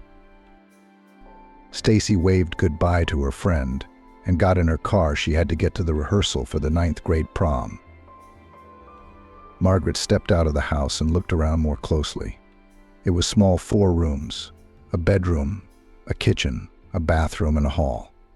There was also a small porch, but it was a summer porch. Consider it for a separate room, she thought. It seemed to the woman that she was very lucky to buy a house for such a small amount of money. When she asked the seller why it was so cheap, he said that the village was dying out. The school might be closed soon. No one wants to buy houses there. Besides, he had gotten the house by chance from a deceased great-aunt, so he didn't value it much. There was a lot of work to be done to improve the house, but Margaret was ready for it. She was alone at last. Margaret spent more than 3 days cleaning the old house. On the 4th, she left the most difficult part of the job, the attic. She was afraid to go up there. It didn't look safe, and it was much dirtier than the other rooms. It looked like no one had been up there in 20 years, if not more. The woman set her bag down beside her and slowly climbed through the trapdoor in the ceiling. Margaret almost fell in, but when she found herself at the top, she realized there was more work than she thought. The attic was full of boxes and old trunks where women had stored their belongings long ago. Margaret decided to start sorting through the boxes to throw away anything that wasn't needed. Rolling up her sleeves, she sighed and sat down on the dusty floor. The first 3 boxes were of women's things. The 4th contained children's toys. Margaret took them apart at first, winding up dolls and wiping down dusty cars. But then she gave up the useless endeavor and left the box. Another box had albums of photographs. Margaret leafed through them, marveling at the happiness of the people in the pictures, and set them aside. The farthest box was small and light. Margaret opened it and aghast. On the very top was a wooden frame containing a picture of her sister Vivi and a strange guy. They were hugging and looking happily into the camera lens. Vivi, Margaret whispered with shaky hands, snatching the photo away. The girl looked exactly as she remembered her long, thick black hair, dark eyes, sharp facial features, and a narrow nose. Margaret hadn't seen her sister in over 25 years. She was sure she was dead. Seeing a picture of Vivi happy seemed very strange and brought bitterness to her soul. Margaret pulled out the frame and saw a small wooden box with 2 letters VI carved into it. The woman unlocked it and saw a small pendant in the shape of a scarab beetle and a Vera pendant. Underneath it lay another photograph. This picture only showed a guy in uniform. On the back was written the year. Margaret gasped in surprise. The year of her daughter's birth. The man was smiling. A letter lay next to it. Margaret unfolded it and, smiling, began to read the lines. Dear Vivi, I am writing to you, hoping for a reply. You have not answered for so long that I was afraid something had happened to you. Grandma should be coming to visit soon. I hope you'll be with her. I missed you madly. Your hair the color of night and your piercing eyes that looked straight into my soul. I can't live without the touch of your velvet skin. A day without you is agony, and I haven't seen you in 5 months. I miss our moonlit lounges and long late-night conversations. I hope all is well with you. Your lover. Margaret sighed sadly. This seemed to be the child's father. There were others under that envelope. With each letter, Alex grew more and more worried. He wrote that he missed her and couldn't be without Vivi. In the last letter he wrote, Grandma was in the other day and told me that you went to your house and never came back. I have no idea what happened. Probably you found someone else richer or prettier. I don't know. I hope you're happy. In case you're wondering, I've decided to stay in the army on a contract. You probably won't read this. I don't know your new address, so I'm writing to my grandmother's address. Alex. Alex seemed to really love Vivi. However, she wasn't there for her. She needed something else, not just love. She was looking for something different. Margaret went downstairs. She didn't want to read the letters anymore. It bored her. She felt sorry for Alex. He wrote such beautiful lines. About Vivi. Vivi was her own person. All the years as the older sister, she had acted like she was a couple years younger than Margaret. The then still young girl had to deal with her problems and hide their consequences from her ailing father.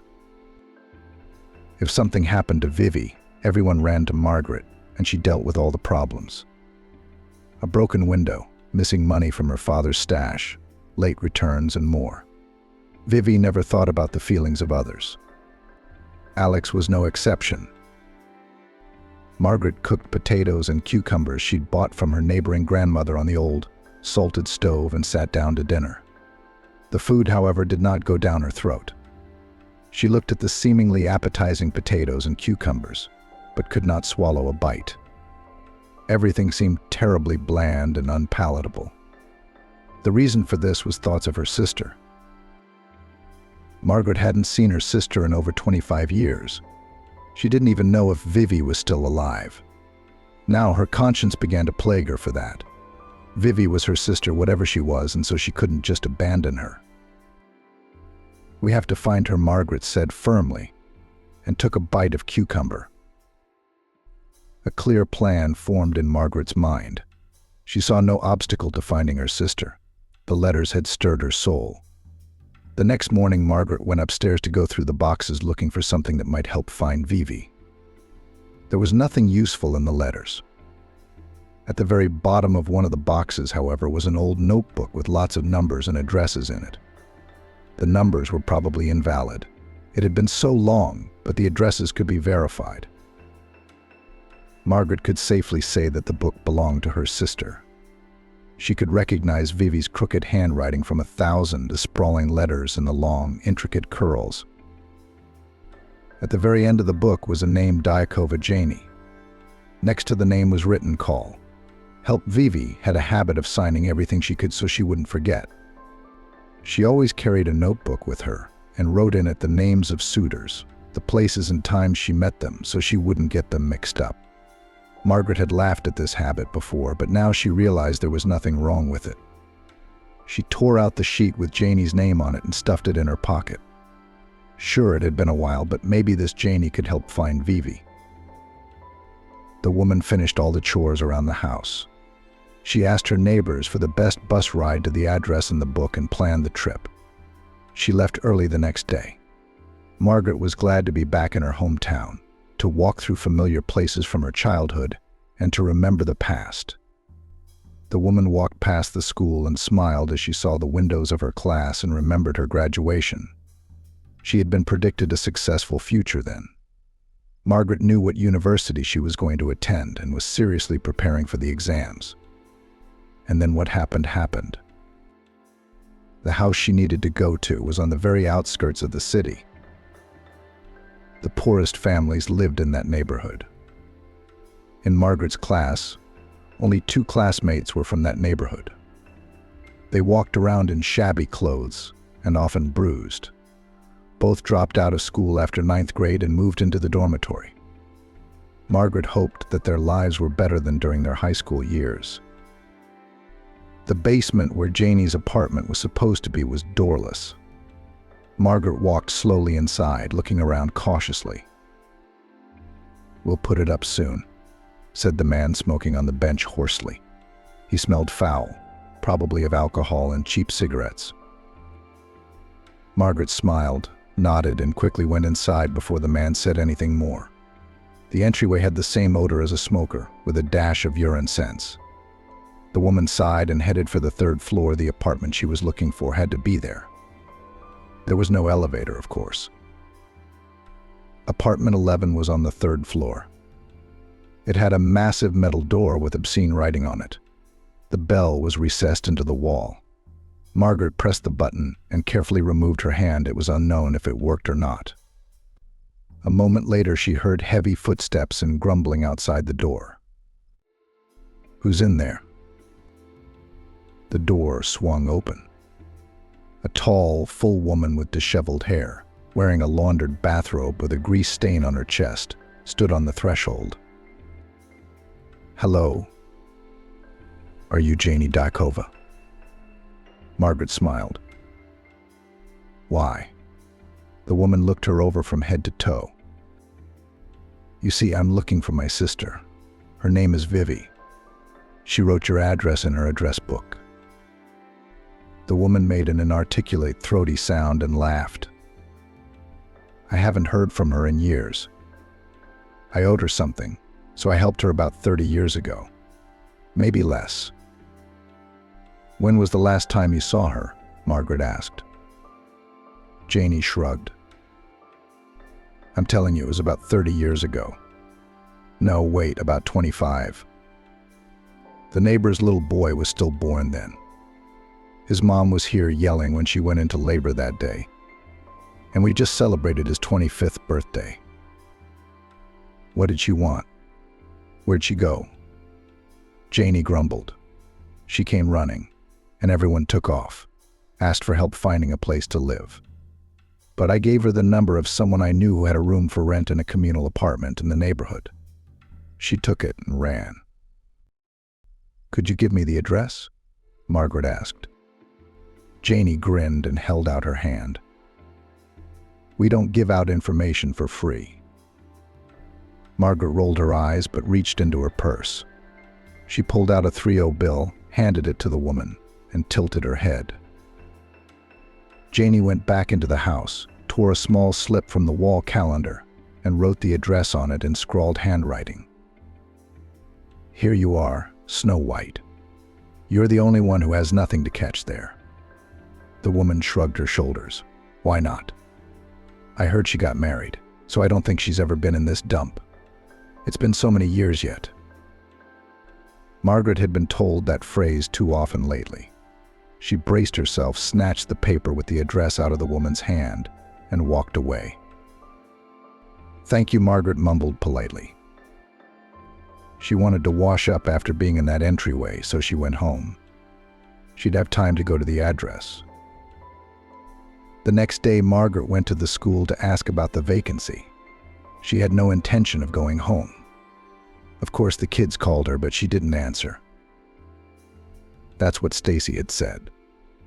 Her opinion was one the woman usually listened to. Of course, it was heavy on her heart that she hadn't answered her sons. However, for the first time in a long time, the woman felt free. The school was small, 2-story, with windows open everywhere. May was hot, and there were children with countenances running in the street. Next to them was a short woman with white hair and wearing a long skirt. She was giving instructions and periodically approached the girls who were planting flowers. "Petrova, haven't you ever planted flowers? What is this? You should have covered it all the way with earth," the teacher said. Margaret chuckled softly and walked over to the woman. "Excuse me, could you tell me where the principal's office is?" she asked. "Good afternoon," the teacher smiled. "Are you someone's mom?" "Oh no, I wanted to get a job," Margaret replied. "My children are grown up now. I just moved to your village and I need a job. I thought you might have something here," Margaret told the teacher. "Are you a geographer by training?" "Oh, we have a vacancy for a geographer. But you could go and see Kieran Vincent and see what you can find. First floor, 3rd office. Go in and walk straight ahead. His door's on the left. Don't miss it." Margaret nodded gratefully and went into the school. The principal's door was indeed where the woman had said. Margaret knocked. "Come in," came a muffled voice. "Hello, my name is Margaret Swan. I'm a geography teacher. I've just moved here and I need a job." Esmeralda nodded and smiled broadly. "My name is Esmeralda. I'm the headmistress. Sit down. Tea? Coffee?" Margaret shook her head and sat down. "The geographer's place is unfortunately taken. But we have a vacant place for a teacher of technology and labor. And you will hardly agree to teach Russian?" Esmeralda clarified. Of course, Margaret nodded. Isn't there a technology class there? Isn't it? Tana taught that. She's a biologist, but she can't work two jobs. She teaches everyone biology, and she's the class teacher. She's also the head teacher. It's a lot of work. Then I could take the place of the technology teacher, Margaret smiled. Would you? Esmeralda shook her head. There's no point in signing you up now. Let's start with the new school year. But you probably need a job right now, don't you? That would be nice, Margaret grinned, remembering how much money she had left in her account. We're short a teacher at the day camp in July. Would you agree? Margaret nodded. Esmeralda took out a blank sheet of paper and wrote something on it. You will collect the list of documents, pass the commission, and you can come. I'm processing you. You're just in time. Wouldn't you know it, Margaret? They're going to close our school. You see, not enough students, not enough teachers. But no. New people are coming to the village. Margaret smiled. Yes, it's very beautiful here. If it's no secret, where did you move to? The 15th house on Oktyabrskaya Street, Margaret answered. Tana's house. We remember her. She didn't have children of her own, but she always had a lot of kids coming to see her. Her nephews used to come. She'd invite the village kids, give them all a treat. She was a kind woman. May she rest in peace. Don't you remember? Esmeralda asked. She didn't have a girl who lived here. About 25 years ago, tall, bald, with big eyes. And a girl like that. I remember Alex's fiancé, Tana's nephew. She was a strange girl. I never liked her. I was a little older myself. She was like, I don't know. What's your point? Did you find the pictures in the attic? Margaret shrugged and got up from her chair. Thank you for your help, Esmeralda. I'm going to go get the paperwork together. Margaret cheerfully walked out of the school and headed home. She had a home, she almost had a job, and maybe soon she would find her sister. Suddenly something niggled inside, as if warning her. But the woman paid no attention. She only smiled at the sight of children running around the schoolyard. The house at the address Janie had given her was the same as her own, except there was a door in the entryway. On the bench sat a man exactly like the one at Janie's house. He was smoking a cigarette and glaring mockingly at Margaret. The woman seemed to be headed inside the apartment, which was on the 5th floor. Margaret climbed the stairs, the soles of her new sneakers sticking to them, and saw a door with 4 bells next to it. The woman was confused and rang the first one. A few seconds later, someone opened the door. I'm not buying anything, said the old woman, whose voice I'm not selling. Grinning. The woman waved her hand in the direction of the house and went to cook dinner herself. Alex really stayed at Margaret's place. He ordered material for the fence and even fixed the roof. All morning he had been climbing on it, tapping and drilling. After lunch, he climbed down, clapped his hands together and said, Take the job, mistress. It won't last forever, of course, but it'll do for a couple months. Thank you. Let's go inside. I bought some kvass from my neighbor. Would you like some homemade? Sure, the man smiled broadly, stretching his crescent-shaped scar. Every day Alex did something new in the house. Then he ate Margaret's lunches and praised them. It was a mandatory routine. The woman noticed that the uninvited neighbor was very good-looking. He's tall, trim, strong. He was also hardworking. Alex was nothing like Margaret's ex-husband. All he did was lie on the couch after a hard day's work. Every weekend he went to a bar with his friends. Even the day Matthew had a fever of 40 degrees was no exception. Margaret called an ambulance, and during the examination, her husband came back to the house, barely standing on his feet. He yelled at the doctor and then went to sleep in the middle of the living room. Margaret was terribly ashamed at the time, and the doctor advised her to leave such a husband. Margaret's new neighbor was quite different, sensitive and intelligent. He kept up conversations about books and various places. "I've been to Prague," he said. A co-worker had gone there, and I was visiting him. Margaret only smiled dreamily at the stories of various places. "I've always wanted to travel." But first there was Stacy, then Matthew, and then Vince. Besides, a teacher's salary doesn't really allow for traveling. "Why a teacher?" Alex asked and leaned back in his chair. He and Margaret were sitting across from each other in the living room. After a hard day, they were planting potatoes. Of course, it was late the end of May. But the neighbor gave a few buckets and said that if Margaret was going to stay living in the settlement, it was better to plant a vegetable garden. Alex, as usual, didn't stay away. "I wasn't going to go to pedagogy," Margaret admitted. But then Yuji showed up. I blew the entrance exams, moved to another city to avoid the ridicule of the neighbors, and I went to the pedagogy school there as a part-time student. I barely graduated and went to work. That's the secret. I love being around kids, but it's hard. I got kicked out for throwing a student out into the hallway by force.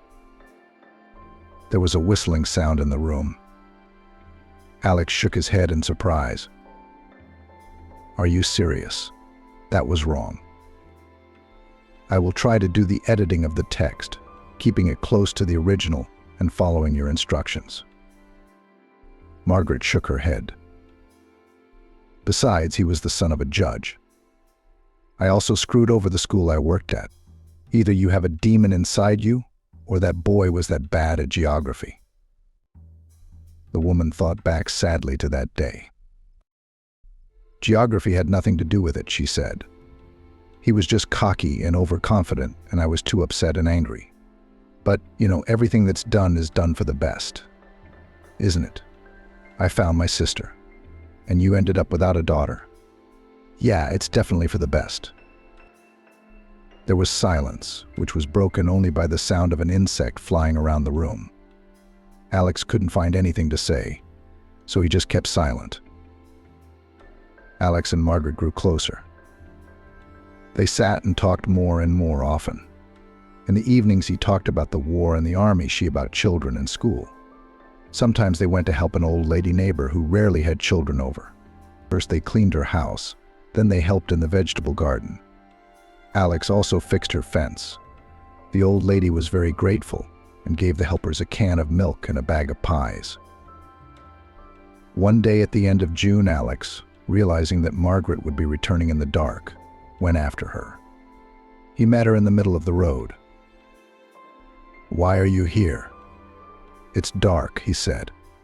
"I thought you were scared." "Today is the 21st," Margaret said, as if it meant something. "It's the day of the shortest night of the year. It'll be light before you get home, won't it? But I'm scared to be home alone." Margaret laughed. She knew she liked Alex, and she knew he liked her, but she didn't know what the outcome of their affection would be. The blue night sky was covered in a scattering of 1,000,000 stars, and at the very top was a bright, full warm moon, lighting the path so brightly it felt like it was daytime outside. "When you showed up at my compound and started talking about your sister, I thought you were just like her," Alex started to say suddenly. "A hypocritical bitch and cruel. But then I saw how upset you were about losing your daughter, and I realized that you weren't. You're the woman I always wanted to have by my side," Alex admitted. Margaret stopped breathing for a second, then took a deep breath, hesitating to look at Alex.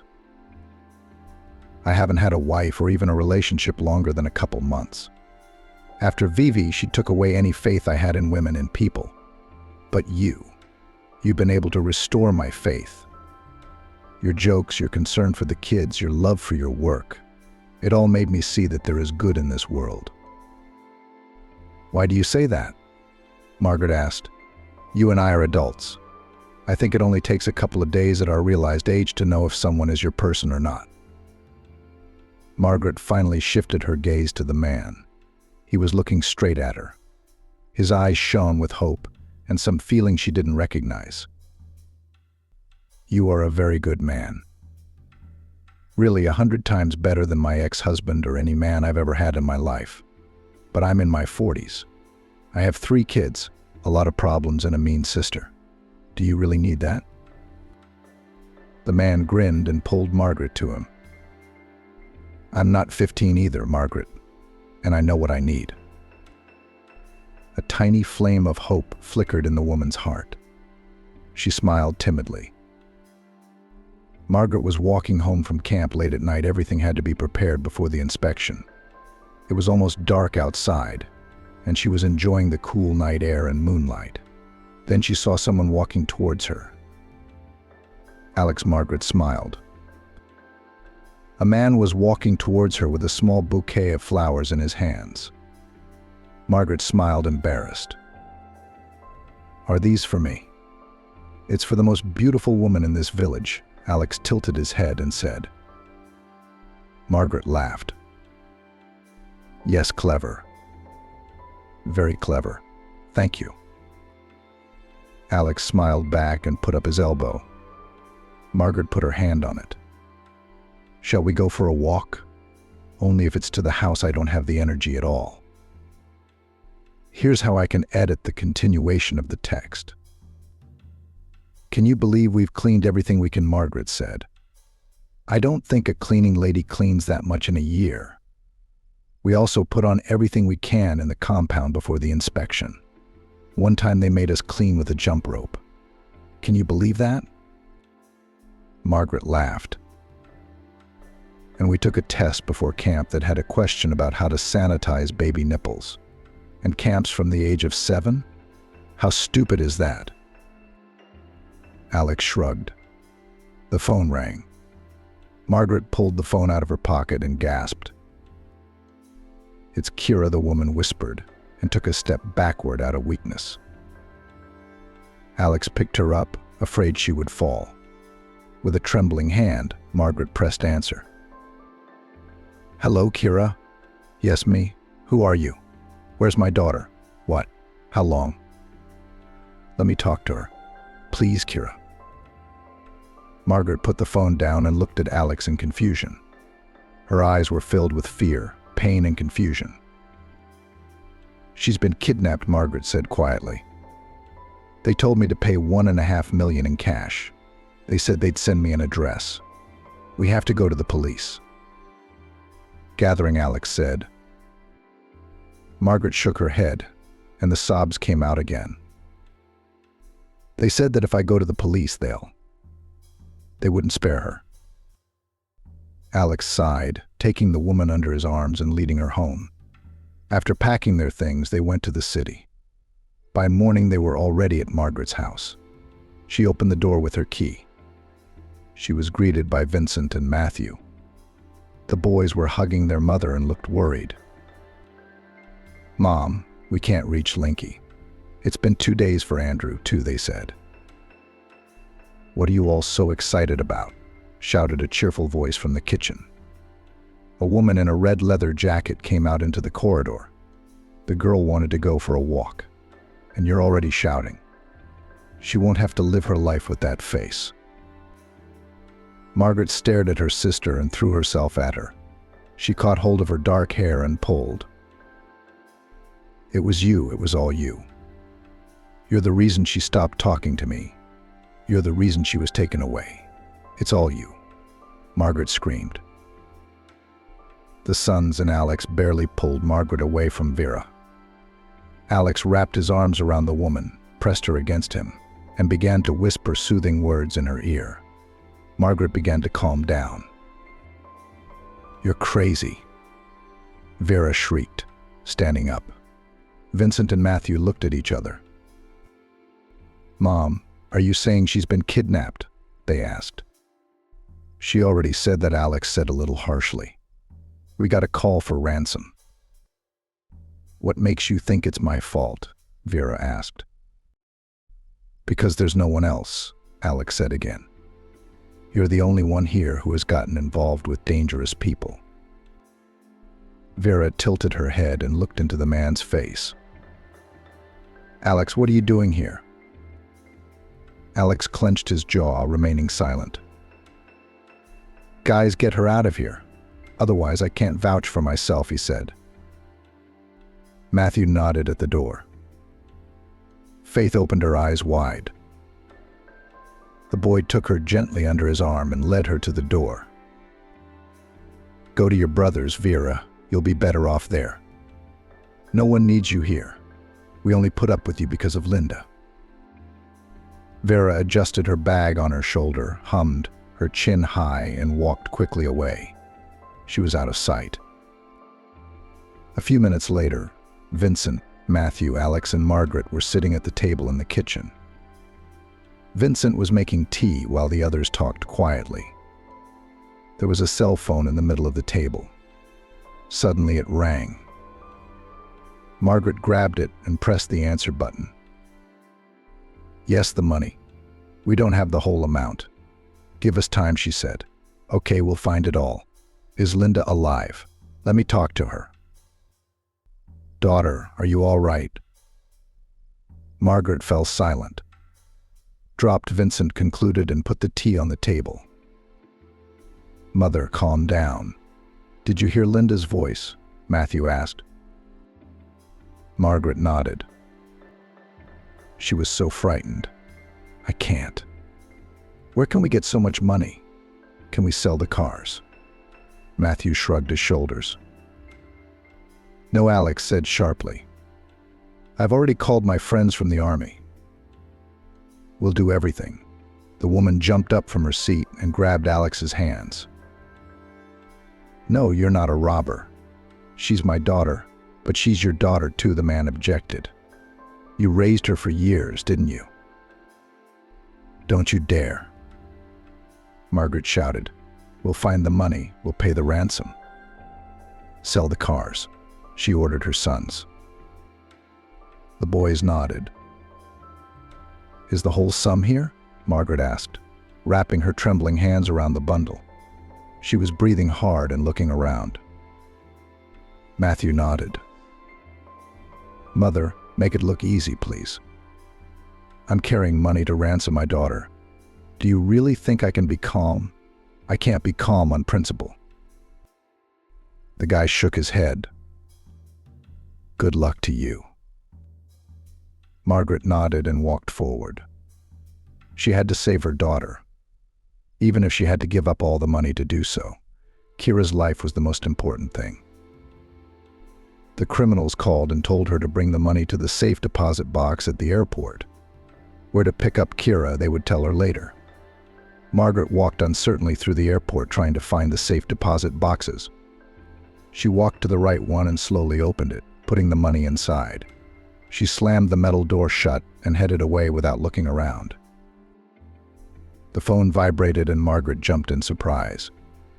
It was a text message with an address a few blocks from the airport. The woman rushed to the car where her son was waiting for her in Alex's car. "Matthew, let's go. I'll show you the way," she said. The boy started the car and they started. In just a few minutes they were there at the old abandoned factory. Margaret jumped out of the car and rushed inside. Matthew hurried after her. They searched every floor and even the basement, but the girl was nowhere to be found. Margaret screamed until she was hoarse, but there was no answer. The woman turned to her son and began to slowly slide down the cold wall. "Kira is gone. We've lost her, Matthew. We've lost our little girl." "Matthew, what am I going to do?" she moaned. The boy looked around confused. He shouted again and then picked up the mother and walked her to the car. While they were looking for the girl, the sun had set and it had gotten completely dark. Matthew dialed Alex's number. "Uncle Alex, it's empty," he said. "What about you?" Alex asked. "That we're on our way." They found her. Matthew smiled. About 20 minutes later, the car with Matthew and Margaret pulled up to a cottage village. There were several police cars parked near one of the houses. The blinkers were on and there were uniformed men everywhere. Vincent, surrounded by several large men, stood beside one policeman and said something. In the ambulance, wrapped in a blanket, sat Kira. Margaret saw her and rushed over to her. She tripped and fell on the cold grass. Matthew helped his mother up and they ran to the girl. Kira. Margaret grabbed her daughter's face. "Are you all right? My good girl. Who was that?" Kira saw her mother and started to cry, wrapping her arms around her. "Mommy, they were alone in the apartment, and they grabbed me. Who let them in?" Margaret screamed hysterically. She's Vivi. She let them in. She owes them a lot of money. I became the bait to get you to pay and repay her debts." Margaret ahed and staggered back, grabbing her son's arm. "Are you sure of that?" She told me herself. Kira nodded. Matthew, hearing his sister's words, rushed to call Alex. "She's gone, neither at home nor at Kira's. I will personally find her and tear her to shreds." He gritted his teeth. Kira nodded and hugged her mother. Vincent walked over to Margaret and took her aside. She needed rest. "You know about Vivi?" The woman nodded. "Her accomplices told me. She sold them her daughter. I can't believe it. How cruel and insane do you have to be?" "She's always been like that," Margaret exhaled. "Do you know how she found Kira?" "She snuck into your house to find your residential address and followed it. Kira was just at the guy's place." Margaret shook her head in surprise. "You were right. She's a terrible woman." A year later, a high fence stood outside a small house with a new red roof. A variety of flowers grew in the garden. A woman in a green dress jumped out of the house. "I have to go, Vincent." "It's your first day as a geography teacher," Stacy smiled. "You have 40 minutes before school starts." Vincent caught up with the woman and pulled her close. "You're too early, and I still have half an hour before work." Stacy laughed and waved her husband away. "Look, I have to go, but I'll be home early. We have to go to Emily's tonight. We're going to be grandparents soon, aren't we?" Vincent frowned. "You're not a grandmother, you're the most beautiful girl." "I haven't been a girl for too long, and you're going to have to accept that." Stacy laughed. "You're going to be the youngest and most beautiful grandmother in the world." The phone rang. "Mom, Lindsay had a baby." Alex yelled into the phone. "I'm an uncle now, and Emily is an aunt." "We're all uncles and aunts now." Matthew's joyful voice rang out. "Girl 3200," added Angela, Matthew's girlfriend. Stacy disconnected the phone and smiled happily. Vincent picked her up and spun her around the yard. "Maybe we should be parents again," he asked. Stacy laughed. "We should be grandparents for now, and then we'll see from there. Anyway, we're going to Prague in August and then Venice. You remember, don't you? It's my dream, and now nothing will stop me from fulfilling it." It really was. Nothing and no one could stop Stacy from fulfilling her dream. The children learned to live on their own, accepting that a mother should have her own life. Vincent finally moved in with Stacy, beginning to set up house. Vivi was caught by the police in a neighboring town. Stacy went to see her only once. Vivi had begged her to take a statement, but her sister, who had gotten her out of trouble all her life, had said no for the first time. Only now did Stacy realize that in saving her sister from punishment as a child and young adult, she had only made things worse. Vivi was used to being selfish, expecting to always be helped. Now she's going to prison for selling her niece Kira, who will never remember her birth mother again. For she has realized that her real mother is Stacy.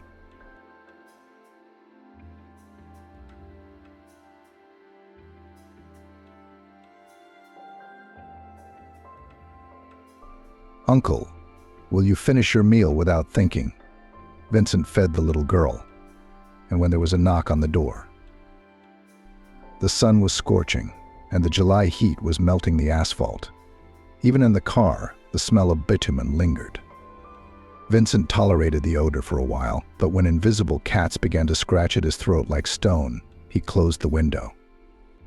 But that only made things worse, because there was no room to breathe. The man cursed the weather out loud, and at the same time he cursed himself. But how long would this scorcher last? It seemed that the heavenly office had decided to wipe out the population of our planet with heat. "Well, I did a good job, too," he said to himself. "One should strike while the iron is hot. And what if we fail again, like last time? All the time I'd wasted looking for it, and I'd gotten nothing." Vincent wasn't embarrassed by the fact that he'd combined two expressions into one. In general, he liked to experiment in this area, and often amused his colleagues with his ingenious expressions. The thought of work was always a positive one. No, Vincent was not a workaholic, nor did he intend to burn out one day. The secret of his special attitude to his professional duties lay in two key points: a good salary and a close-knit team of men. More than once, Vincent found himself thinking that he was fabulously lucky, despite certain circumstances in his personal life. After all, not every man his age has an apartment, a car, and a good job. The only trouble spot was the bachelor life. He has long wanted to start a family, necessarily with several children. But unfortunately, he has not yet met a girl who would share his aspirations. A dazzling red Ferrari sped past, and a wave of air blew in through the window, which Vincent opened again as he gasped for air. "What a lot of rich people there are." He commented on another example of road rage.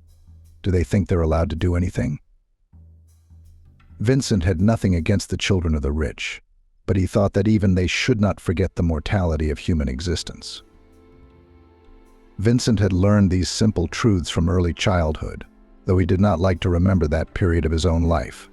It was a good 3 hours' drive to the provincial town of Goldfields, the last point on his itinerary.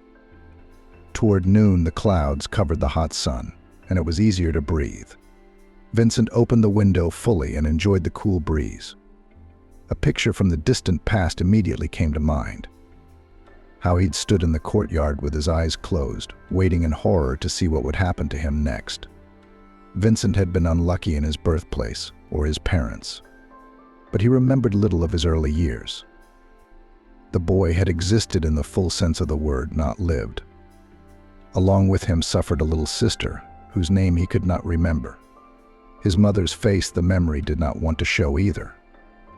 When he strained hard, trying to get to the farthest corners of this vault, two blurred spots surfaced from oblivion. The second image belonged to his stepfather, but their voices were distinct. "Greg, I had another bottle in my stash. Did you steal it? Is he going to take it out on me?" Greg asked his son. "Maybe he stashed it. Look at the way he's looking, the wolf boy." Vincent remembered the scene well. His stepfather rose from the table and moved toward him. "Vincent, Uncle Greg is telling the truth. Did you take the lemonade bottle? Tell me where you hid it, or your mommy will die," Greg said with a laugh. "What's not good? Why are you scaring me? In front of a boy of 3 years of life, spank him properly. He'll tell you even what he doesn't know." Encouraged by the man, the mother hovered over the child. "Vincent," said the man tiredly, "I'm very scared." And he cried out, "Mommy, don't hit me, please. I didn't drink your lemonade." Uncle Greg added frankly with this scene. As the situation reached its peak, he peacefully said, "The whole of Alabama is going to back off from the fight, kid. He's the one who's going to shit his pants out of fear right now. Had nothing to do with it." "Come closer to me and I'll show you a trick," said the man. With an imperceptible movement, he pulled a bottle from his sleeve, and to the enthusiastic shouts of his mother, "Wow, Greg, you're a fucking magician." I almost punished the kid. Look, he's still shaking with fear. He'll be laughing in a minute. "Right, Vincent?" Uncle Greg first showed the boy his empty palm, then clenched his hand into a fist and said, "You beast. We woke up by the river, and you're in the morgue, you creep." The stepfather opened his palm again, and the boy saw on it 2 caramels behind Mussolini wrappers. Hold on tight while Uncle Greg is kind and called his little sister to visit. When his stepfather was sober, he sometimes showed Vincent card tricks. The 6-year-old boy was mesmerized by the man's deft hands, but he never managed to figure out the secret of the trick. "They taught me that in the zone. They're smart people there, kid, even Ph.D.S. Uncle Greg said in a satisfied tone. Vincent vividly remembered that tragic day when he and his little sister had run away from their mother's drunken company. There had been a lot of strangers in the house. Uncle Greg was very angry and ordered, "Sticky children, go away somewhere. Their own freaks do not give rest, all the time tangled underfoot, and the girl in addition still yells without end." The mother was still in an adequate state and started to object. "They don't bother anyone. They sit quietly in the kitchen, playing. And where am I going to take the kids? Let them go to their grandmother. And if I send them to that snake under the hood, she'll report me to the guardianship office. What, Mary? Am I going to get my parental rights revoked? That's a disaster. I'm sorry, but you're as much of a mother as I am a Chinese tea leaf picker. They can take away your parental rights, but you'll be completely free. What am I going to live on? Have you thought about that? I'm on single mom's allowance for both of them. There's not much hope for you, Greg, because today you're here and tomorrow you'll be back in the slammer." The man jumped up and went at his mother with his fists. "You want me to shut you up for good?"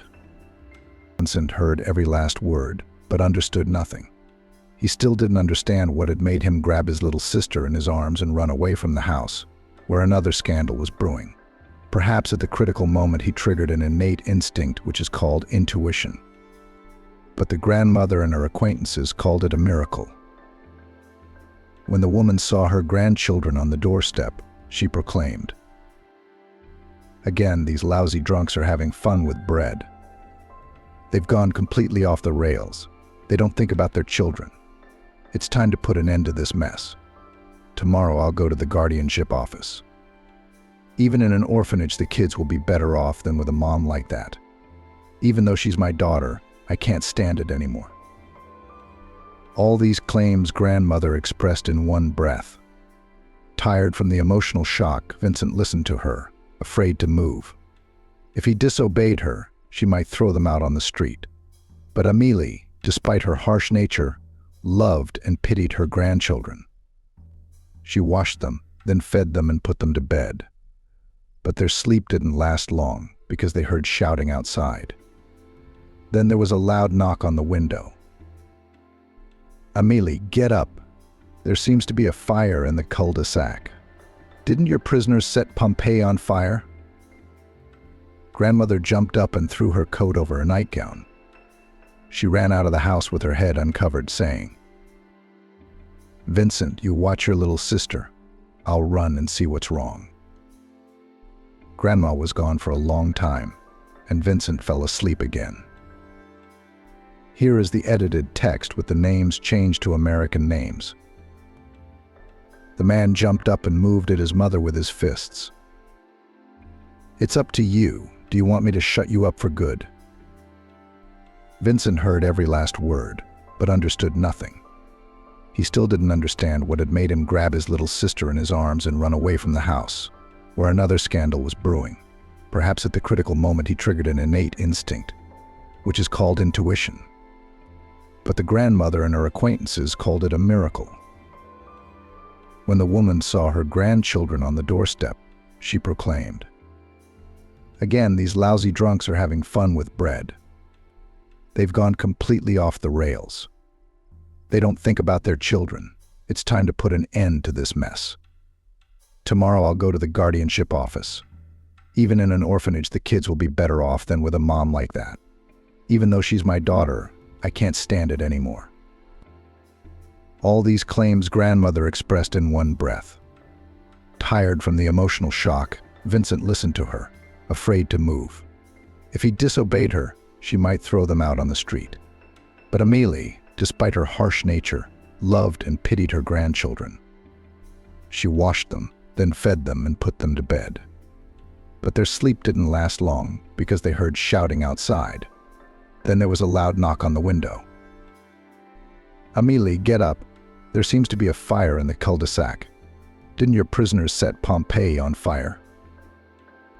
Grandmother jumped up and threw her coat over her nightgown.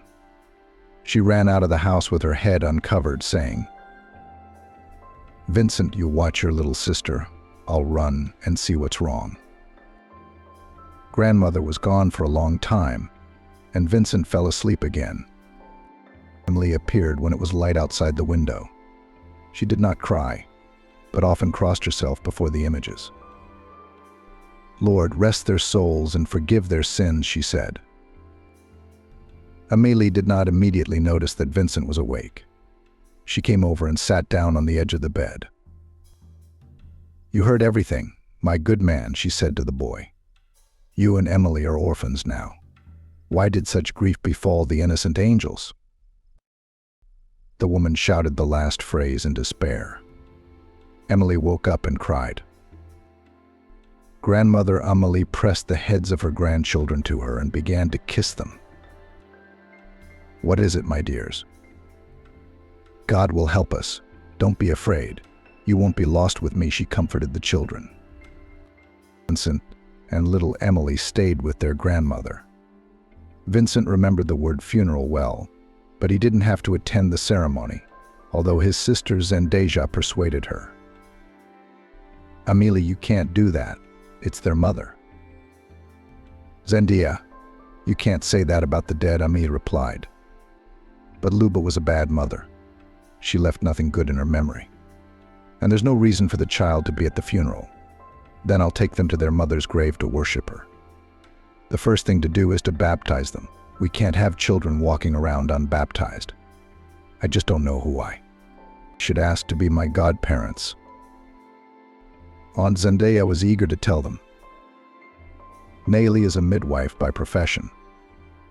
I don't think she'd say no. She's family, even though she's distant. She can't have a child of her own, so at least she'll take care of orphans. And again, they're not other people's kids. Maybe then God will take pity on her and send her a child of her own?"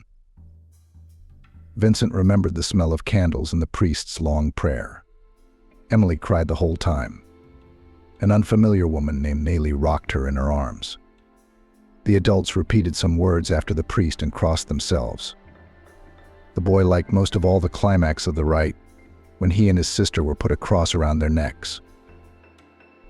The grandmother was very satisfied that she had fulfilled her main mission. Now the children will be under the protection of the angels, she told her relatives. Aunt Zendaya grinned. "And who will feed and water them? The angels?" Amélie slammed her fist on the table. "No blasphemy in my house. I will not give up my grandchildren. I will raise them myself. And by law, orphans are entitled to an allowance." Suddenly, Aunt Nayli intervened. She was the first person Vincent had ever heard of that there were orphanages. She said in a tone of voice that brooked no objection, "Your aunt will not leave you any children. Do not even try to solve this issue in your favor." Amélie's grandmother was indignant. "I have every right, because apart from me the children have no other close relatives. For what reason can I be forbidden to raise my grandchildren?" Relative Tien looked at the grandmother with a cold gaze. "The main reason is your age and health condition. Vincent will be placed in an orphanage. Little Emily will be placed in the children's home." Amélie was furious. "What am I supposed to do?" "You won't do anything. This matter is under special control and no one will allow you to go against the letter of the law." Tiana cut her off. "The only thing I can offer you is, well, I talked to my husband and he's fine with fostering the baby. And Vincent? How can you separate brother and sister? Just take them both. The crown won't fall off their heads. I can visit the children and help as much as I can, Amelie said pleadingly. But Aunt Nellie didn't like the idea.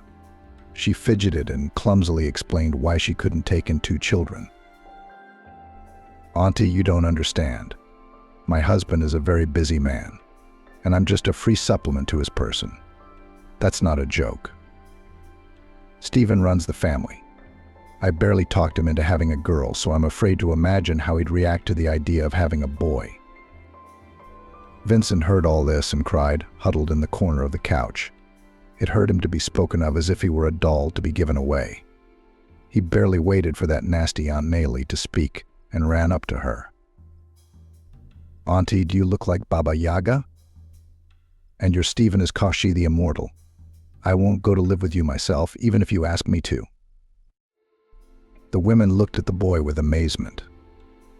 Aunt Nellie was the first to comment on this outburst. You can see for yourself how unruly the boy is. And this at 6 years of age.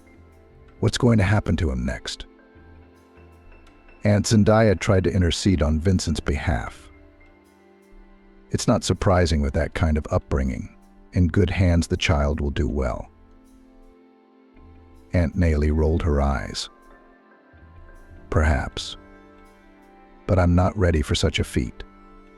The girl is very young, and it will be easier for us to train her.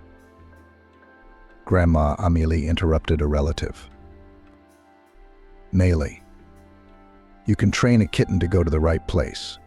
You can't talk about children like that, and I doubt you'd make a loving mother. Personally, I'll be against the kids being separated. Unfortunately, no one took Grandma's opinion into account. It was only a few days later that Aunt Nellie took Emily's little sister. Vincent lived with Grandma for a little while longer, but strange women came to pick him up and took him away in a car as well. His grandmother cried as she said goodbye to him and whispered, Vincent, you take care of your cross. Don't lose it by accident. It will protect you from any misfortune. All the way he clutched that church-consecrated amulet to his breast.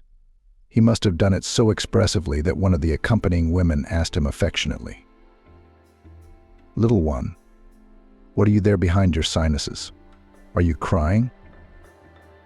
The second woman advised her partner, Look what's in there. Or what if he wants to sneak something nasty with him into a closed institution? Then we'll be reprimanded for it. The first woman looked him in the eye and smiled. You show me what you've got there. Vincent liked this woman immediately because she was kind. He carefully took out a small silver cross on a thin chain from her pocket. The kind official stroked his head. Thank you. You can hide everything, little one. False alarm. The child has an ordinary cross, no forbidden items.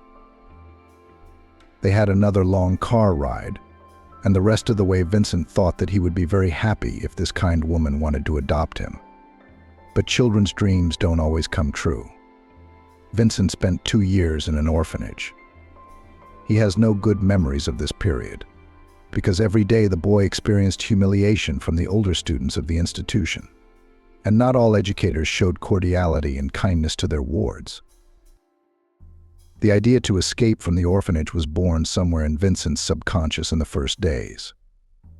Of course, the 6-year-old boy had little idea how to realize this plan, given that in the institution kids were under the watchful eye of educators, and it was almost impossible to do it. But despite the strict regime, there were regular escapes in the children's institution. Only the older kids dared to take such a desperate step, so Vincent had to postpone this plan until a more convenient time. The boy didn't share his intention with anyone. Only once he mentioned that he had a little sister, Emily, and wanted to run away to find her. But the fellow in distress did not hold back and told everything to Tiana. The nickname of the famous fairy tale character was given by the children to the night caretaker Tiana, who was characterized by a harmful character. Tiana first dragged Vincent out into the hallway and hung him by the collar of his shirt so that he began to choke. But for a woman with a damaged psyche, it was a pleasure to be able to abuse a child. "So, you little bastard, are you going on the run? I'll make you run away. You'll be afraid to go to the toilet?" she screamed. Vincent shouted, but no one dared to come to his aid, although a dozen or two kids were watching. Satisfied, Tiana went to the principal to report that the escape attempt had been thwarted. Since the boy was still very young, he was locked up in the infirmary for 10 days as punishment. Tiana came every night to see how he was doing. The woman watched him with her full face pressed tightly against the glass doors. In some wild rage, she shouted, "Are you all right there? Haven't you changed your mind about running yet? If it were up to me, I'd have you on your knees for 24 hours. Then you'd be silky smooth." Tiana added other unpleasant things like, "I wish your teeth would grow," and crooked Vincent couldn't be rude to her, because he'd get an extended sentence. Vincent endured the humiliation, silently swallowing his tears. Only at the very end of his imprisonment, Nurse Anna spotted Tiana during another act of bullying. Anna was shocked by what the employee, who was obliged by duty to take care of the children, was doing. She first tried to talk some sense into the inadequate woman. "Tiana, how can you not be ashamed? After all, he is just a child and you pour your anger on him. And what has this boy done to you?" Tiana didn't even raise an eyebrow. "Not yet, but he was about to run away. And you shouldn't feel sorry for such damaged people, because they won't grow up to be anything good anyway, unless the children of a normal mother. Maybe then a normal child would be born? And these genes are already spoiled. There's only one way to go to the zone." Anna started to chase the teacher away. "Stop this at once. I won't let you abuse a helpless child. And who are you to make such conclusions?" Tiana was already threatening Anna. Vincent heard Anna say, "That's enough, Tiana. Get out of here. I warn you, I will report your outrageous behavior to the principal today." Tiana shouted from behind the door, "I don't give a damn about your threats. I have worked here and will continue to work here, because no one will agree to wipe the snot out of these little brats for such a meager salary. That's why there's always a staff shortage in orphanages." Most likely, Anna kept her promise, because the cruel Tiana no longer appeared in the orphanage, although her departure didn't change the situation much. Vincent didn't speak frankly to anyone else. It was the first life lesson he had learned. But thoughts of his little sister Emily haunted him constantly, especially before bedtime. The boy recalled unhappy events and thought, "How is my little sister? She must be being abused by Aunt Rosa and her husband." The most surprising thing was that Vincent could never remember his sister's name. And when his parents got drunk, they just called the little girl Baby or Little One. Vincent couldn't remember the name of the town where he was born and where his mother died in a fire. The image of Amelie was also constantly in front of the child's eyes. Despite her promises, Nelly never visited him. He later learned from a caregiver that she died quietly soon after her grandchildren were taken away from her. Life at the orphanage was monotonous, except for those rare occasions when couples came to pick out a child. On such days, the older children and babies waited breathlessly to be chosen. But Vincent was terrified of the fate of being taken in by strangers, and he tried to hide away so he wouldn't be seen by prospective parents. As he moved into 3rd grade, he stopped believing in miracles. Vincent laughed at the kids who still dreamed of adoption. "Don't you jerks know that all these moms and dads pretend to be nice, but they don't really need you? First they'll take you away, and then they'll throw you in the garbage or make you beg in the subway." Since there was little support for his opinion, he had to endure a barrage of criticism after he said it. "Vince, you're angry because you're not elected. Do you want to go into foster care yourself?" Even the older kids felt that way. They too believed in their guiding star, dreaming of being in a healthy family. Vincent was at an early age when he couldn't understand why he was rejecting the very possibility of change in his life. It was summer vacation, and many of the children had left the orphanage for a while. Vincent was playing ball with the boys on the playground when Abby Swan came to pick him up. "Vincent, I'm coming for you. Let's go to the principal's office." "Why? I didn't do anything wrong." "Do you have to do something bad to get into the principal's office? Sometimes you're called there for a good reason." The kid waved to his comrades. "Guys, play without me for now. I'll be back soon. Here's the edited text with your edits." Abby Swan gave him a gentle nudge. "I don't think it'll be soon." The puzzled boy followed the nurse and wondered, but nothing useful came to his mind.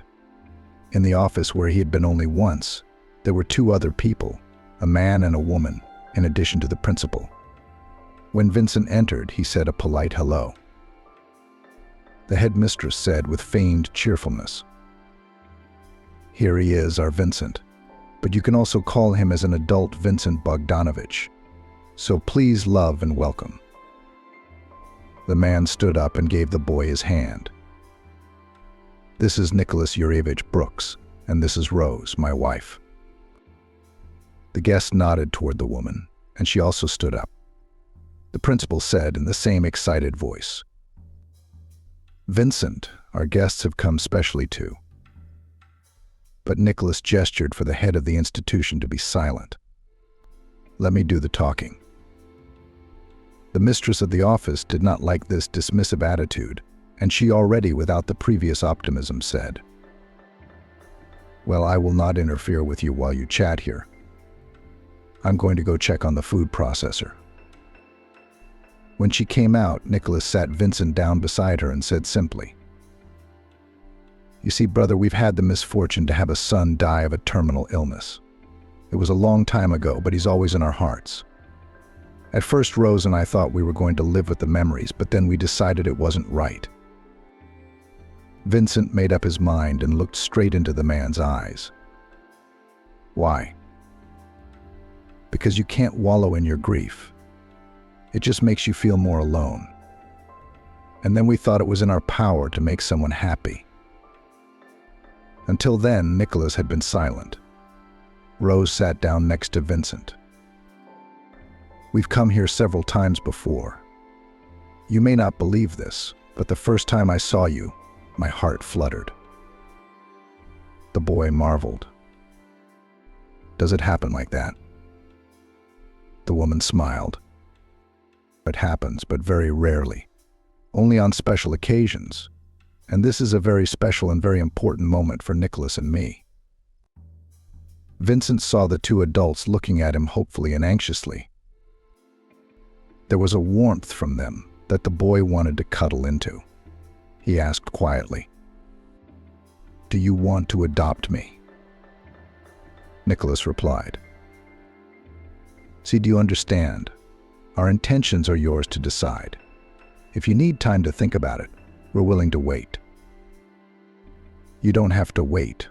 You are kind. I can feel it. I agree to be your son, and I will try to obey you in everything." Rose cried and held him close to her. The woman's embrace was as gentle as Vincent's grandmother's. I wanted to sit next to her for a long, long time. It was as if Nicholas had read his mind. "Thank you for giving us hope. We will try to be real parents to you."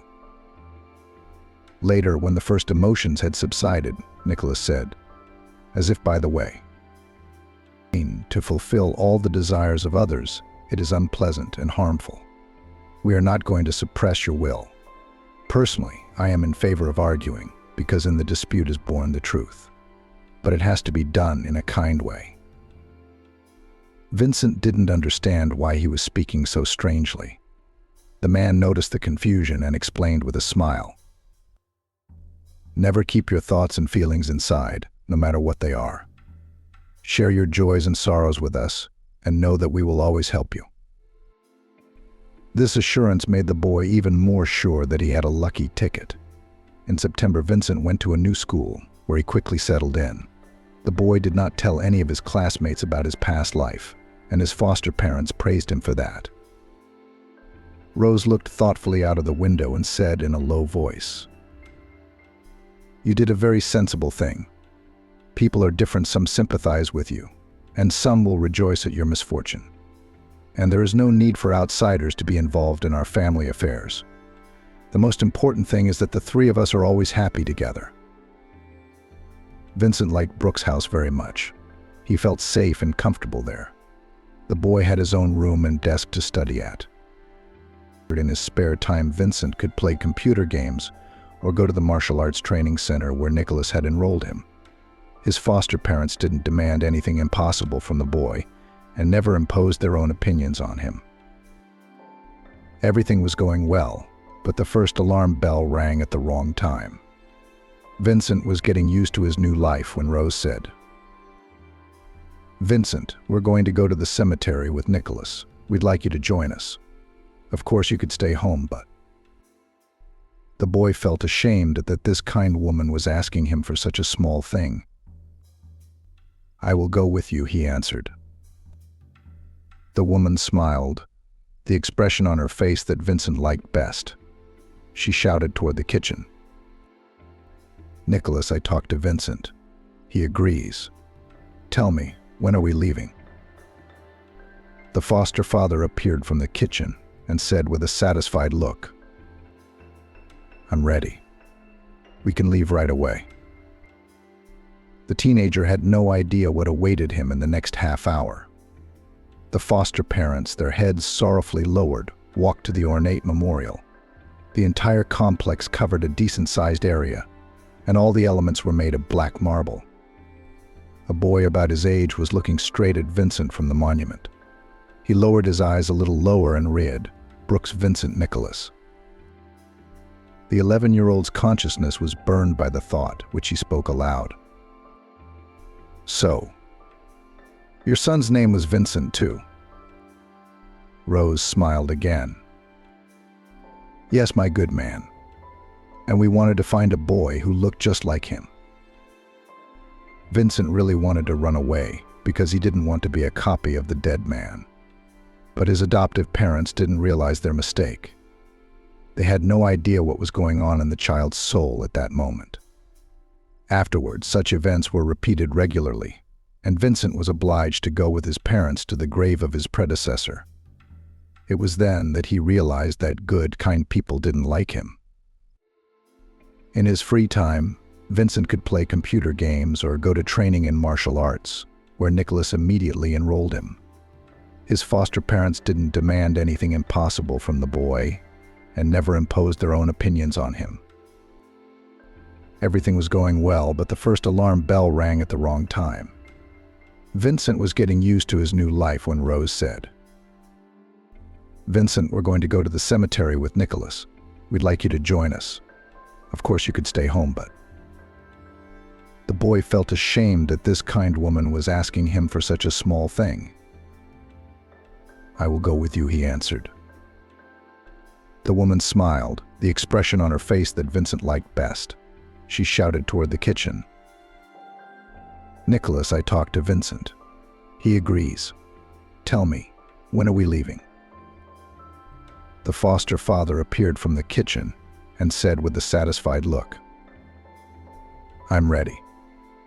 We can leave right away." The teenager had no idea what awaited him in the next half hour. The foster parents, their heads sorrowfully lowered, walked to the ornate memorial. The entire complex covered a decent-sized area, and all the elements were made of black marble. A boy about his age was looking straight at Vincent from the monument. He lowered his eyes a little lower and read, "Brooks Vincent Nicholas." The 11-year-old's consciousness was burned by the thought, which he spoke aloud. "So, your son's name was Vincent too?" Rose smiled again. "Yes, my good man. And we wanted to find a boy who looked just like him." Vincent really wanted to run away because he didn't want to be a copy of the dead man. But his adoptive parents didn't realize their mistake. They had no idea what was going on in the child's soul at that moment. The boy from the orphanage served as a kind of altar for the couple, where they carried their parental love for their dead child. As Vincent grew older, he realized that he was just a sacrifice that the fanatical parents had made in honor of their dead son. This feeling was so strong that he again began to think about running away. But the boy decided not to hurry, to wait until he was of age. He now began to often lock himself in his room and shorten the time, communicating with peers and social networks. And before going to bed, as an old habit, indulged in his dreams. As soon as I finish school, I'll leave this house. I don't need their money. I won't go to the institute either. I'll find some profession that I need, but I'll find money. And this plan Vincent was able to carry out in full. At Nicholas's insistence, he applied to the Polytechnic Institute in the same city where his adoptive parents lived. But after the first half of the year, the young man said, "I'm sorry, but I don't want to be an engineer. And in general, I reviewed a lot of things in my life."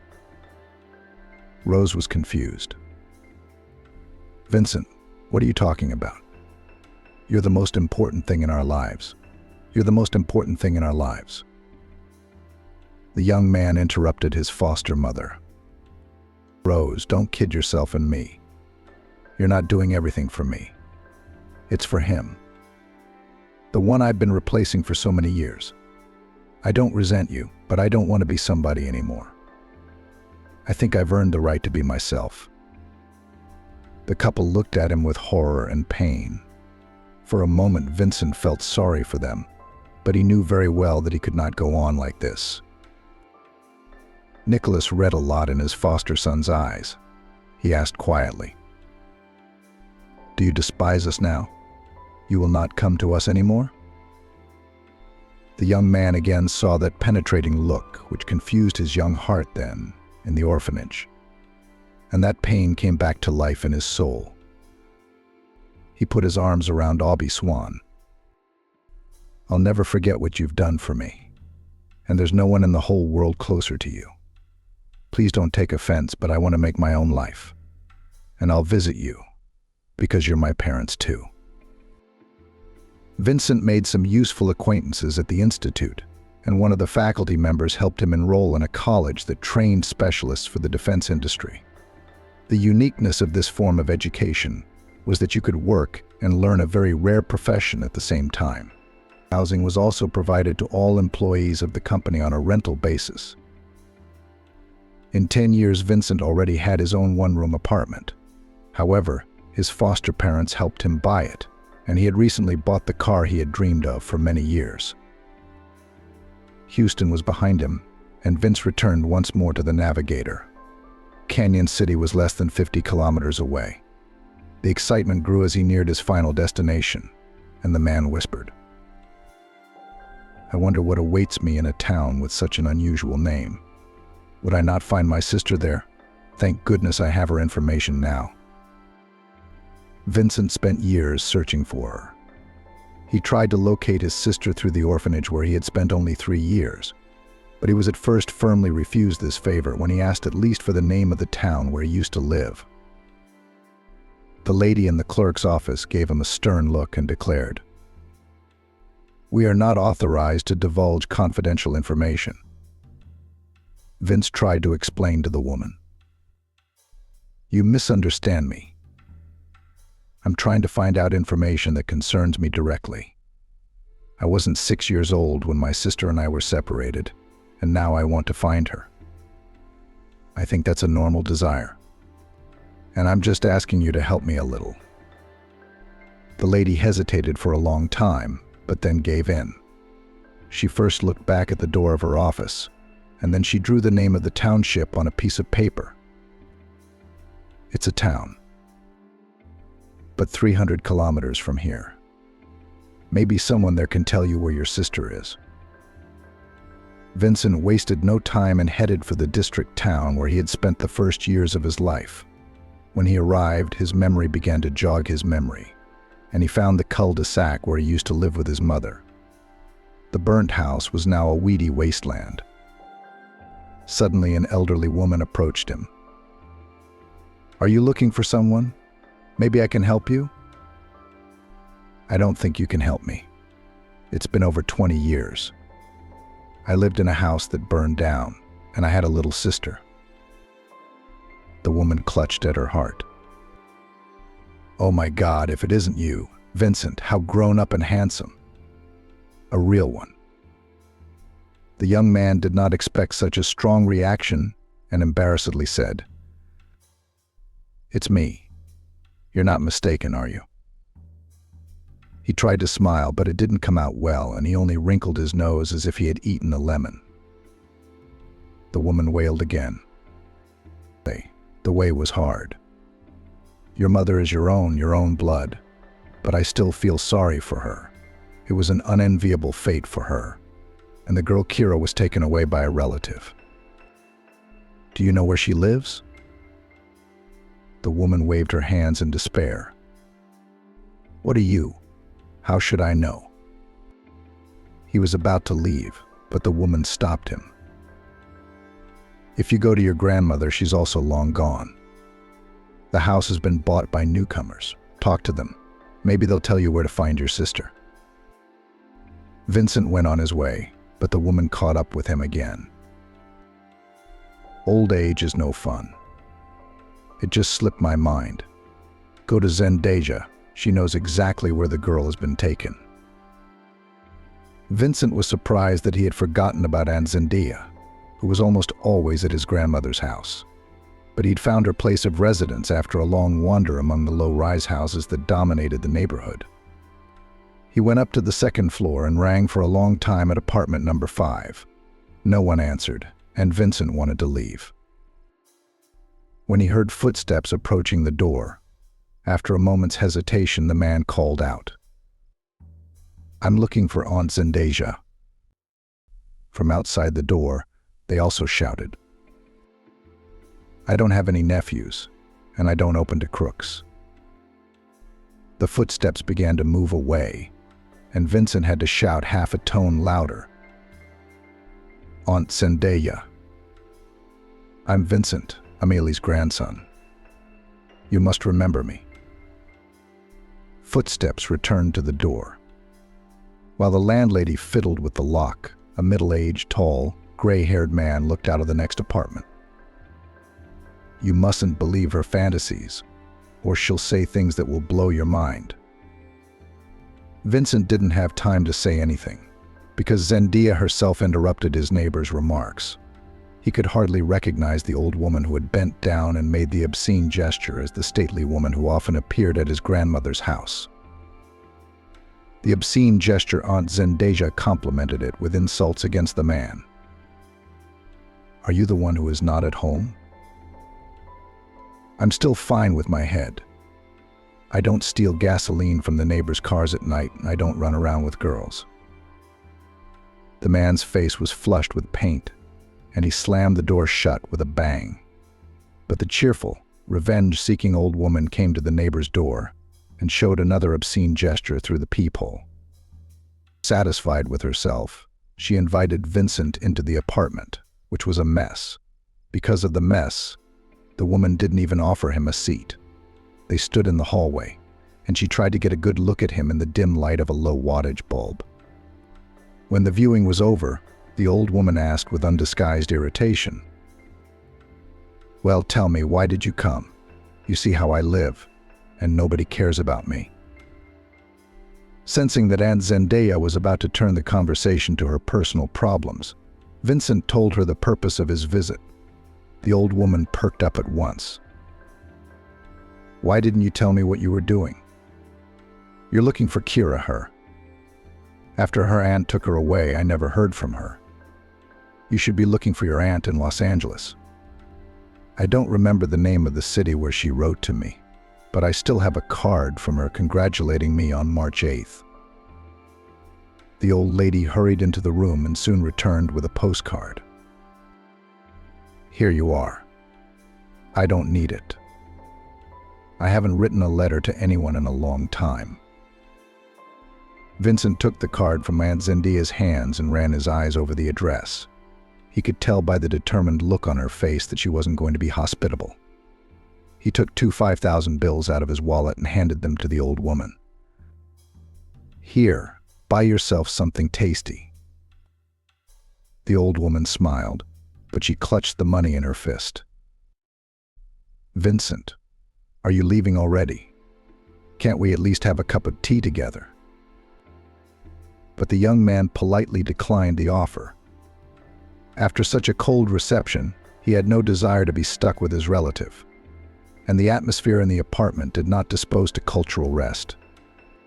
On the street at the entrance, he saw a neighbor whom his grandmother had called bad names. He glanced at him. "I thought you were from the authorities, but it turns out a very distant relative. But whether she is your relative at all, I don't know exactly." The man was disappointed by the answer. "I was thinking that you will take to yourself this crazy, get rid of us from the evil neighbor. She has poisoned our whole life. She sleeps during the day and watches the street at night. She thought she saw the fuel being drained. But the worst part is the way she talks." Vincent knew exactly what this man wanted from him, but he said firmly, "Contact the police or social services. They will definitely take action." The man was stunned. "But she's your relative. Don't you feel sorry for your grandmother? If I remember correctly, Aunt Zendaja has children. Let them take care of her." He turned around and walked away from the yard, but he was caught up by the cry of a disgruntled man. "Wait. They'll give you the old man's ass in your old age." Vincent grinned to himself, remembering the same gesture Zendaja's grandmother had shown her neighbor. Suddenly a bitter lump came to his throat. He remembered staring out the window for hours, waiting for some of his family to come and visit him at the orphanage. But everyone had forgotten about him. And Aunt Zendaja, too, had never once remembered this nephew's existence. He went to the address his relative had given him at once, but disappointment awaited him there. The aunt and her family had left 12 years ago to the place of her husband's new destination. The line had been severed, and Vincent didn't know what to do next. As he tried to collect his thoughts, an inner voice awoke, "Go to your father. He can help." Vincent had never considered that option. He'd kept the fact that he had a younger sister from his foster parents. The reason for this distrust lay in his distant childhood.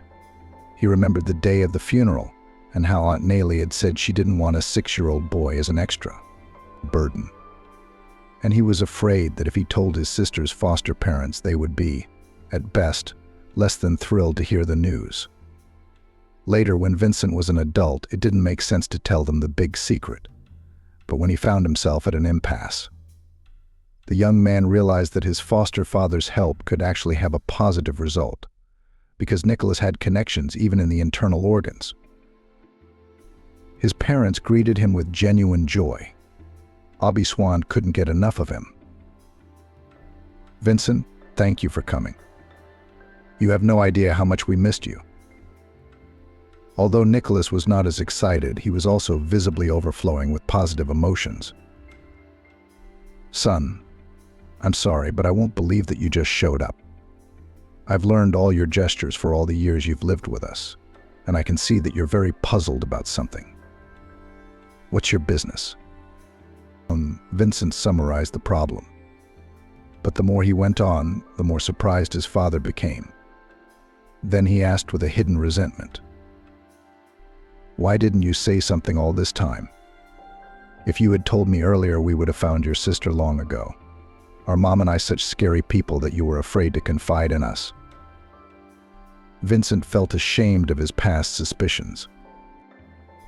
Only now did he realize that, in spite of his difficulties, these people really loved him, and he didn't hold back. "Forgive me, but I used to think you loved your son, not me." Tears glistened in Abi Swan's eyes.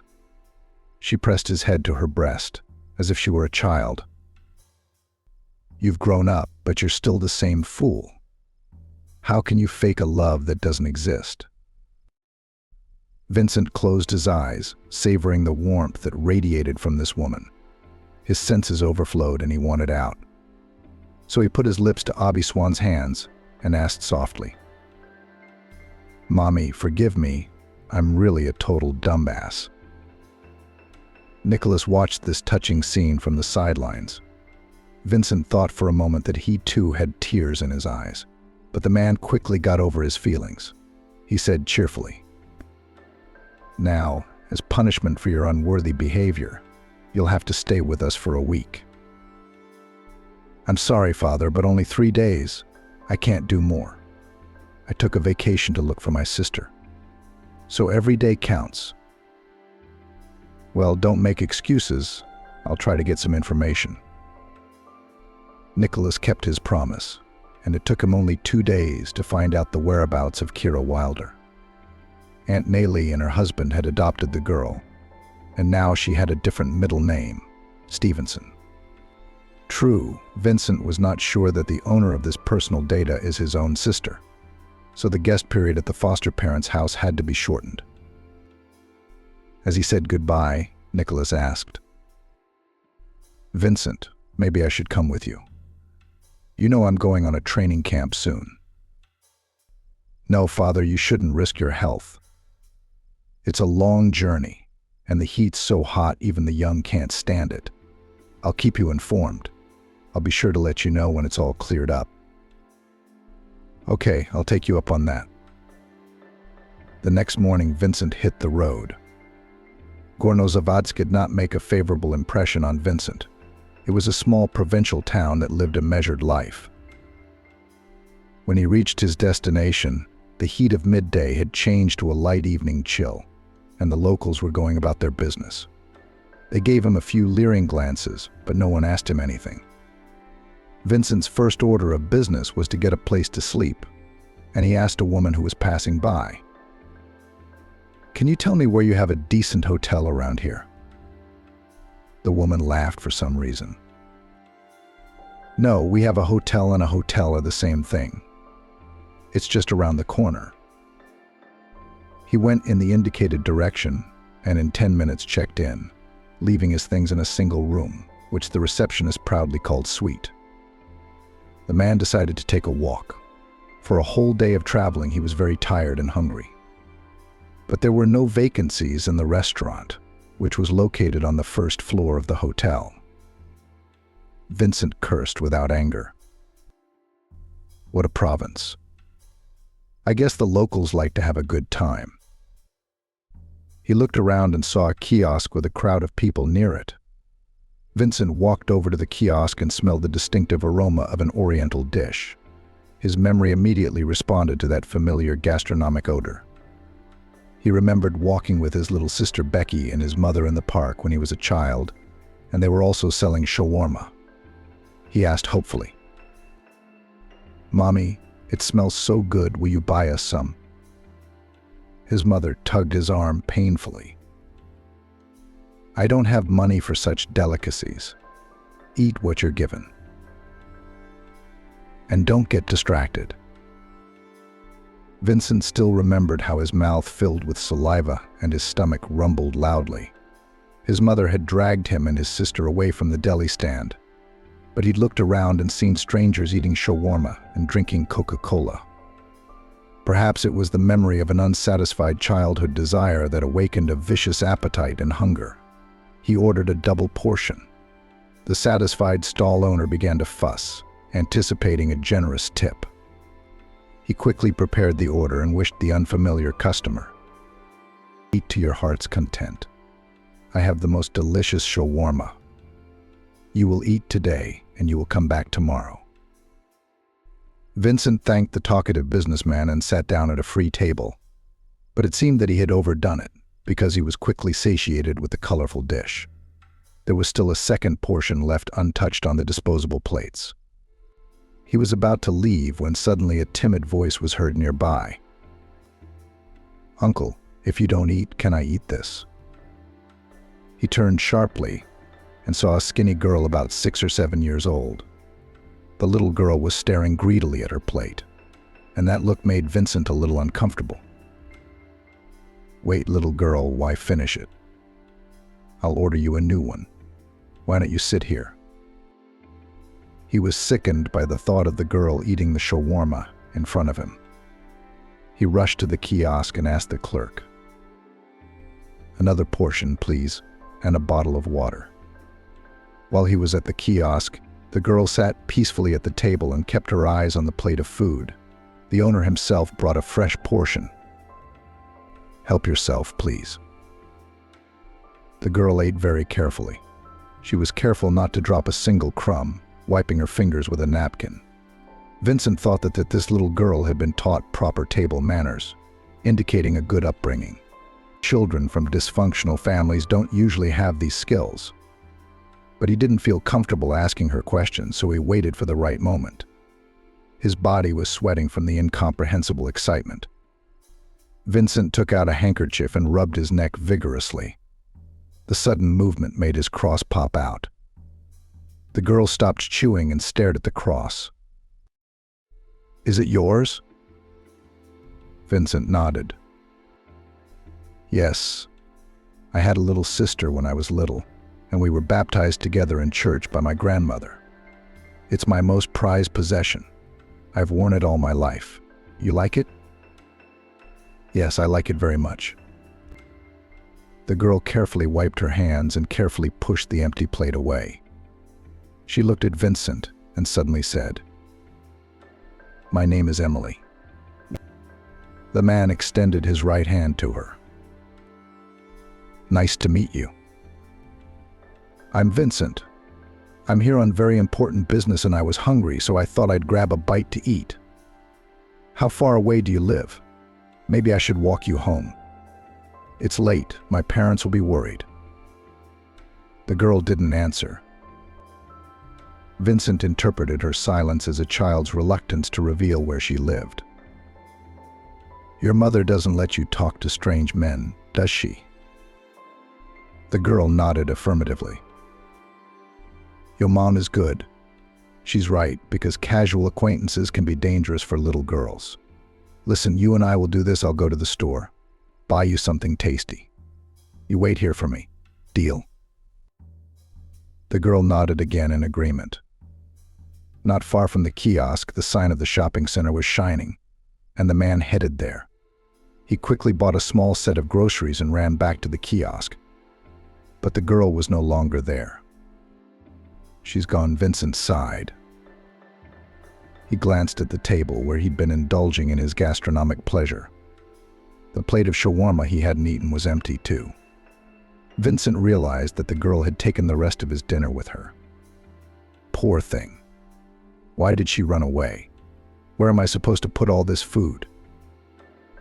A little frustrated, he headed toward the hotel and placed the bag of groceries in the refrigerator in his room. After a tiring day, he showered and went to bed. Sleep immediately hit him. He was awakened by a cautious knock on his door. The sweet sleep didn't want to let him go, so Vincent looked at the clock, then out the window. My God, it was only 8:30. Who's come to get me this early? Probably the maids. The knocking came again, and he had to get up. What was his surprise when, opening the door, he saw Emily, the girl from yesterday. The little girl said politely, "Good morning.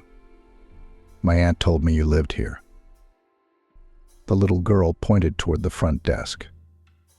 Vincent had no choice but to invite her into his room. "You're here for a reason, aren't you?" Emily looked at him with wide eyes. There was something painfully familiar in that childish gaze. The girl was scrutinizing him, too. After a long pause, she said, "My mother sent me to you. She is very sick now, so she cannot come herself." "And why did your mother send you to me?" "We don't know each other at all." Vincent was amused at this ridiculous suggestion, but the little guest suddenly cried. "Mommy wanted to go herself, but she's not feeling well. She didn't get sick before and she went to work. We had plenty of food. Mommy always bought me ice cream on Sunday, but now she can't even get up. What would happen if Mommy died?" Vincent rushed over to the baby and began to comfort her. "Emily, please don't cry. I'll get my things together and we'll go to your mommy. And you sit here for now." The man sat the still sobbing girl in the chair. He really wanted to distract her from her sad thoughts. "Listen, Emily. You ran away yesterday, and I bought a whole bag of food for you. You haven't had breakfast yet." Vincent went to the refrigerator and pulled out a bag of colorful pictures. "Here, see what's in there. I'm going to wash up." The girl's face perked up at the sight of the food package and she began to examine its contents. Vincent spent no more than 5 minutes on his morning routine. When he was back in the room, the guest was eating a muffin with gusto. The man marveled once more at the child's thinness, but said cheerfully, "That's it. I'm ready. Take me to your mom." They wandered through the streets of the town until they came to the outskirts, where small houses huddled together. The private sector made Vincent's eyes grow dull. Until that day, life had never thrown him into such sad places. He was more accustomed to the tidy appearance of country villages. Here, poverty screamed from almost every house. Emily took his hand. "We live on an apartment in that house." The girl pointed with her hand at a dilapidated structure, painted in dark blue. The window caps, contrary to the notion of harmony, were painted in a poisonous orange color. Vincent was impressed by this unusual palette and thought, what a tasteless thing to do. What a wild combination. But he didn't have time to say what he thought, because Emily beat him to it. "Isn't it beautiful? My mom painted it. The landlady asked her to paint it. But she wouldn't give me the money for the paint. My mom cried. Then Uncle Sergei brought us 2 buckets of paint." Vincent only nodded, because he wasn't going to memorize the names of complete strangers. He did not ask who Uncle Sergei was, but the girl herself revealed the secret of this character. "Uncle Sergei is our neighbor. He works at the construction site. He has a wife, Aunt Olga. She also sometimes helps us. They always feel sorry for my mom because she is an orphan. And I'm an orphan too, because I don't have a daddy." Vincent interrupted the girl. "You have a mom, so you're not an orphan." At this point, they reached the gate, which was barely holding. "Don't open it too much, or it'll break off again. There's no one to repair it," Emily warned. "Uncle Sergei, you said yourself that he helps you." "He helps, but not for nothing. And now we don't even have money for bread because my mom doesn't work." As they wandered through the nooks and crannies of the private sector, the sun was already high and burning the ground. Vincent was anxious to get away from the heat, but as soon as he crossed the threshold of the house, the smell of mold and mustiness hit his nose. The man couldn't help but grimace. Emily looked at him understandingly and explained the origin of the odor. "I don't like the way it smells in here either. My mom says a fungus ate the house, but the landlady doesn't charge us much rent." A woman's cold voice came from far away. "Emily, did you come alone?" came a woman's voice. Vincent stepped forward with determination. "No, I'm here to visit." He walked from the dark hallway into a brighter, smaller room. "Emily said you wanted to see me, and I'd like to know why you're so interested in me," Vincent began, but stopped short. Because the same eyes as Emily's were looking at him from under the blanket. But there was something else about the woman's pained face that made him wince. It was a prominent scar above her right eyebrow, the exact same mark his little sister had. They stared at each other for a long moment. Then Emily's mother opened her palm and Vincent saw a cross just like his. "Emily told me that the kind man who fed her had the same cross. That's why I asked her." The man immediately understood everything and rushed to the bedside. "Marina.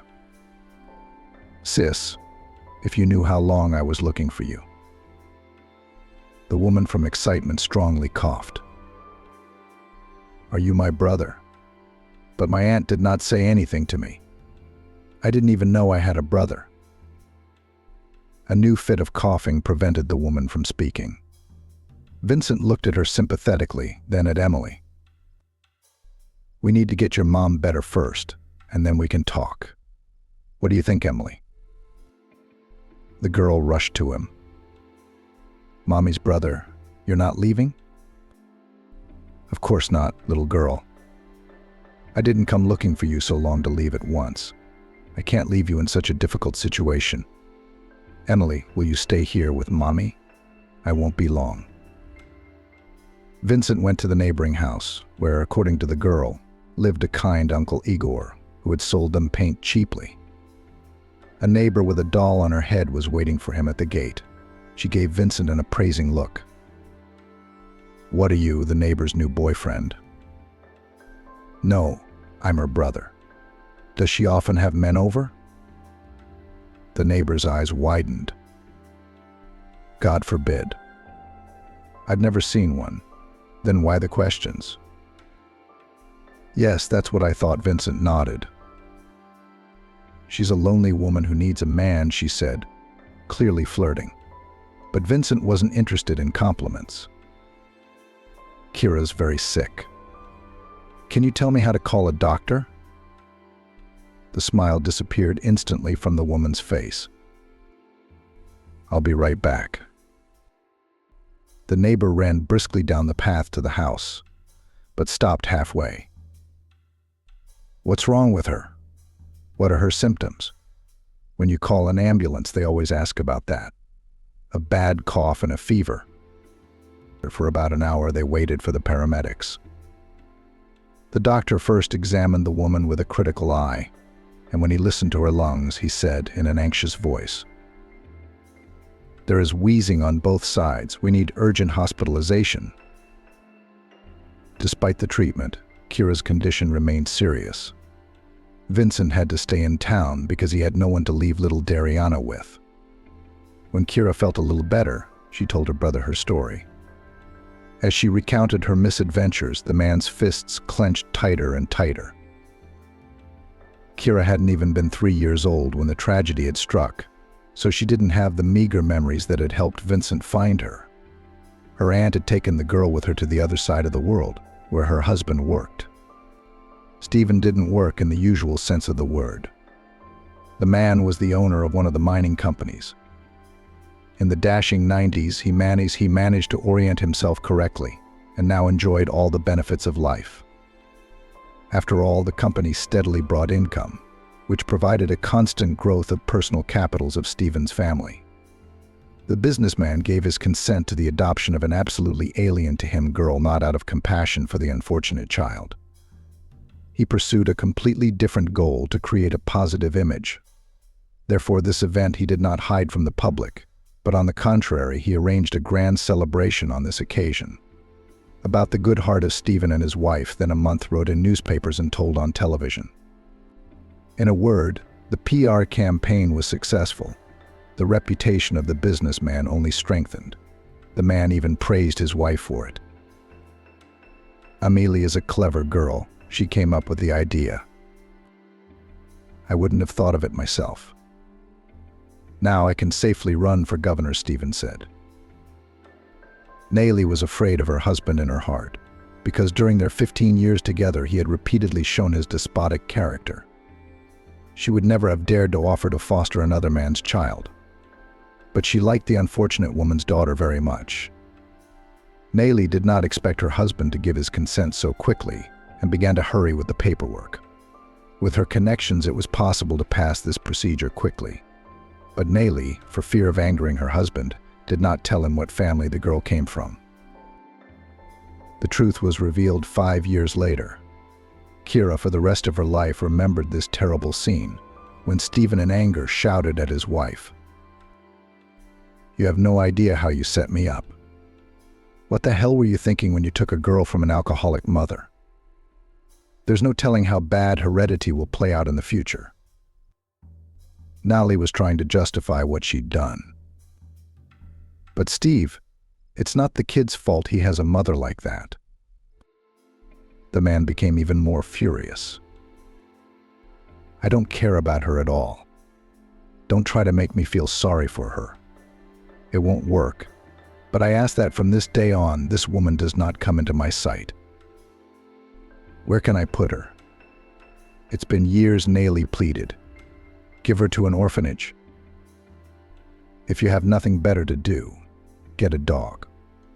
All the ladies of high society do that. Naley tried to make one last but most powerful argument.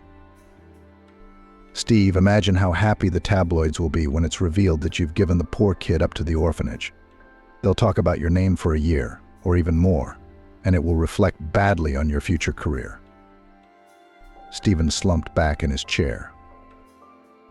You're right, aren't you? For the first time, I have to admit it. Still, try to keep the girl out of my sight. Let her live in the country, help our housekeeper. It'll do her some good. The next day, Naley took the girl to the country village. Kira was crying. The foster mother first affectionately, then with irritation calmed her down. Why are you crying? You are incredibly lucky that you have fallen into good hands. And nothing will happen to you if you live in the village. There's a school there. You'll study, you'll make new friends. For 2 months, Kira got used to life in a new place. She was lucky that her housekeeper Vivian treated her well. Once a month on weekends, the foster parents came to the cottage, and then Kira went to live in the outhouse. Stephen had ordered it. But life prepared a new test for the orphan. She was about 10 years old when Vivian said in passing, I don't know why, Kira. All the trouble is falling on your poor head. The girl froze with a bad feeling. Something happened to Naley's mom, didn't it? It did.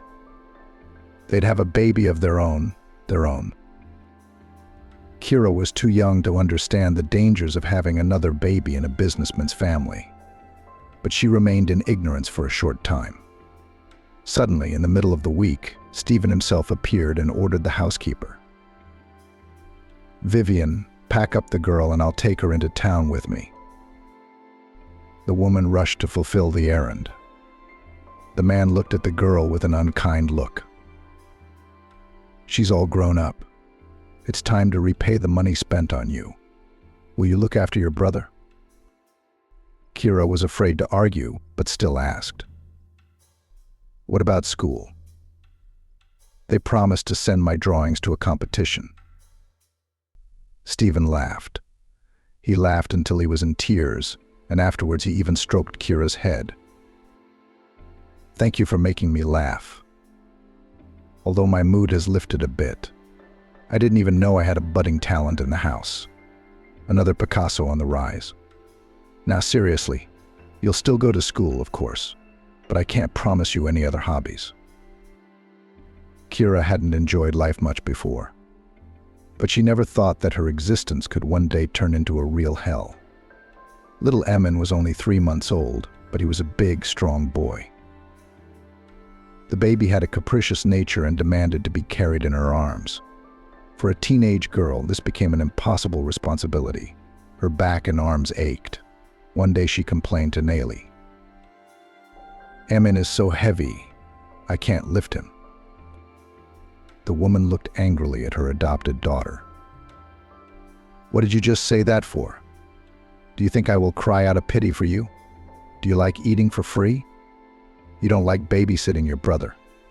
It can't be helped. After Emin's birth, Naley's attitude towards the girl changed a lot. If before she sometimes showed pity and compassion, now she was always yelling at Kira, and sometimes she used her fists. Once the girl was late at school because they had an event dedicated to Women's Day. She had prepared a gift for Naley, a small box made of paper and painted with patterns. Everyone in the class looked at her work with delight, and the teacher even said, "What a lovely thing. Your mother will be so happy." But Naley met Kira at the door. The look on her face didn't bode well. "Where have you been?" "Almost 2 hours late. I had an appointment at the beauty parlor." The girl handed her mother an original gift. We had a celebration at school. We congratulated Mom. This is a present for you. Nayli threw the box on the floor and started stomping on it. I don't want your presents. Take your box to your dead mother's grave. Let her be happy in the next world. Kira rushed to save her work, and the angry woman roughly threw her aside. The girl hit the door jamb painfully and screamed. Rose bent over her. Why are you yelling like a baby? You'll wake the baby. Emma was crying in the nursery, and Kira had to go to soothe the baby. All day long she cried. In her soul she hated the boy, because of whom her life had become a living hell. In the evening, Nayli came into her room. If you're late again, you'll kick me out of the house. Do you understand? Nayli asked threateningly. Kira whispered quietly. Understood, Mommy. And stop calling me Mommy. You're just like that to me. You're not a mare's tail. I have my own son. Thank God Nayli cut her off. That was the final verdict for Kira's future. Since there was no help for her, she began to think about how she could escape from slavery. Of course, the girl could not even dream of entering the institute. Stephen himself ordered her fate when school was coming to an end. Will you go to college? At least you'll get some kind of profession. Nayli, see where you can get her a job so she can earn a living. It's time for her to be on her own. You've been supporting her for too long. Nayli got the girl into a construction college. Bricklaying is a lucrative profession. If you're not stupid, you'll always have money. There's a comfortable dormitory. You'll get a scholarship. Nayli made it clear that Kira was no longer welcome in their home. Even Emin, whom she had raised, was openly mocking. For losers like you, the only place for losers like you is on the construction site or in the garbage dump.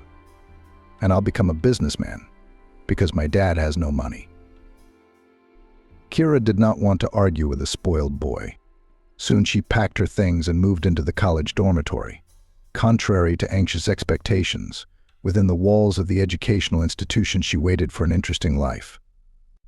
There were constantly held exciting events, hobby groups. Kira immediately enrolled in the art studio, where her talent was noticed by a young teacher, Richard. This guy worked at the college for only a year, but during this time he managed to get an army of admirers. Girls deliberately visited his studio to talk to the attractive master. Kira also secretly sighs for him, but even afraid to hope for reciprocity from Richard. The young teacher, though he behaved with restraint, did not refuse the attention of female students. He tried to give time to each admirer, but it did not come to a serious relationship. The girls in the group sighed enviously. Lucky to be the one who wins Richard's heart. His mom is also a college professor, and his dad is in a high position. Kira also sighed furtively, but never entered into such conversations. The girl cherished the rare minutes and hours that Richard devoted to her personally. After all, her works were sent to regional exhibitions, where they always took first place. Therefore, the teacher considered it his duty to develop the talent of his ward to perfection. One day he left Kira after class. Kira, I have a suggestion for you. Would you like to study on an individual program? I'd like that very much. And rightly so. You have certain abilities, but they need to be developed to develop them into a talent. I admit, I'm also fond of painting and I have my own studio. My father financed it, so I can in my free time to study with you. The girl was confused. But Richard, I don't have the means to pay for such lessons. The young man exclaimed with excitement. Altruistic. Don't you dare even think about money. It was a magical time. Kira rushed to Richard's studio every evening after college.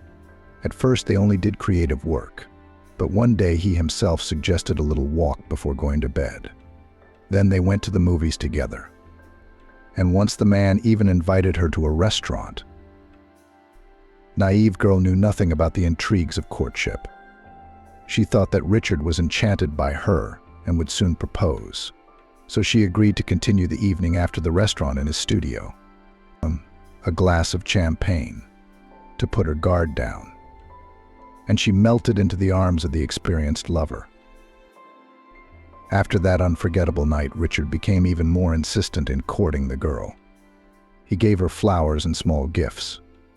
In Kira's ears already sounded the wedding march, when suddenly came sobering.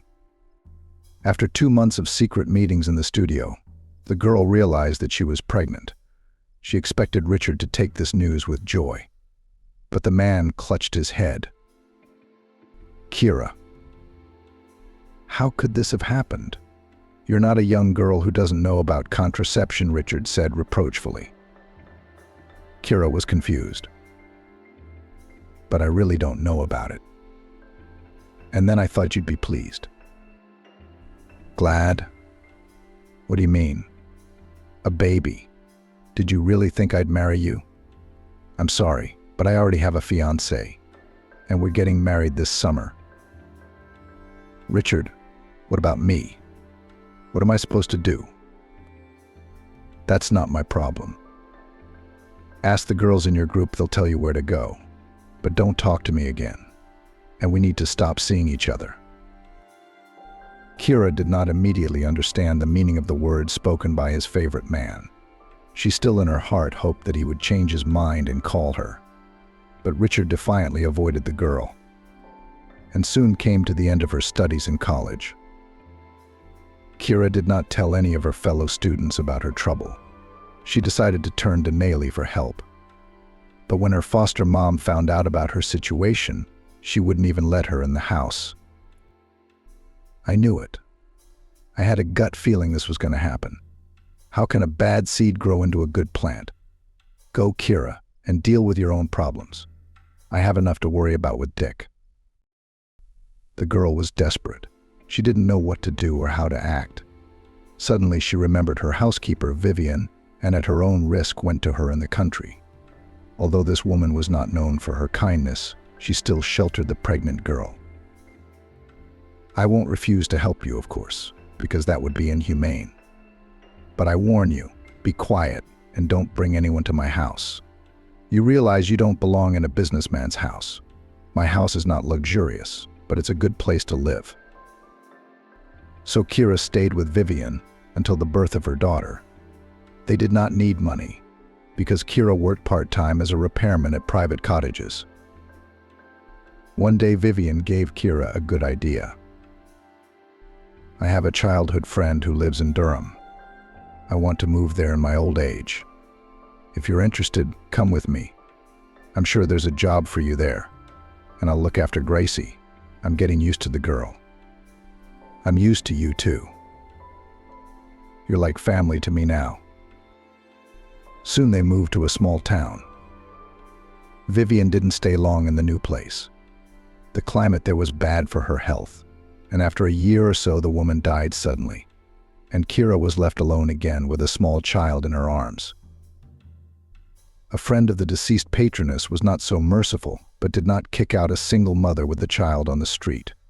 She offered Kira favorable, in her opinion, terms of rent of dilapidated housing. But she was glad for the opportunity. While Vince listened to his sister's story, he had experienced a whole range of feelings. But now he realized he'd been luckier than the fragile, teenage-looking woman. Kira was breathing heavily, exhausted from the experience and the long conversation. He leaned over her. It's all behind you, sister. We'll be together now. He pulled his cross from behind his back and kissed it. I marvel at the foresight of old people. If our grandmother hadn't wanted to baptize us then, we probably wouldn't have found each other. Did you pay attention to the downside? Kira smiled through her strength. Yes, my name is engraved there. The first time I saw it was when I was still out of school, but I wouldn't show my cross to Nayli. I was afraid she'd take it away from me. She never told me anything about you or Grandma. While they were talking, Dariana was busy with her dolls. Vincent gave his niece 2 dolls with sets of clothes. The girl was delighted with the gift. Wow, I have 2 girlfriends now. The girls will die of envy. In addition to the toys, Vincent bought her a tracksuit and a beautiful dress. The little girl liked the clothes too. Uncle Vincent, do you have a lot of money? Why do you spend money on us? It's my pleasure to spend money on such wonderful girls. I'll tell you a secret. When we get home, I'll buy you so many clothes that they won't fit in your closet. Dariana squealed with delight. Kira asked anxiously, "Do you want to take us back to your place?" Big Brother asked. "Do you have other plans? How can I leave you here alone? Why do you have to worry?" The man became serious.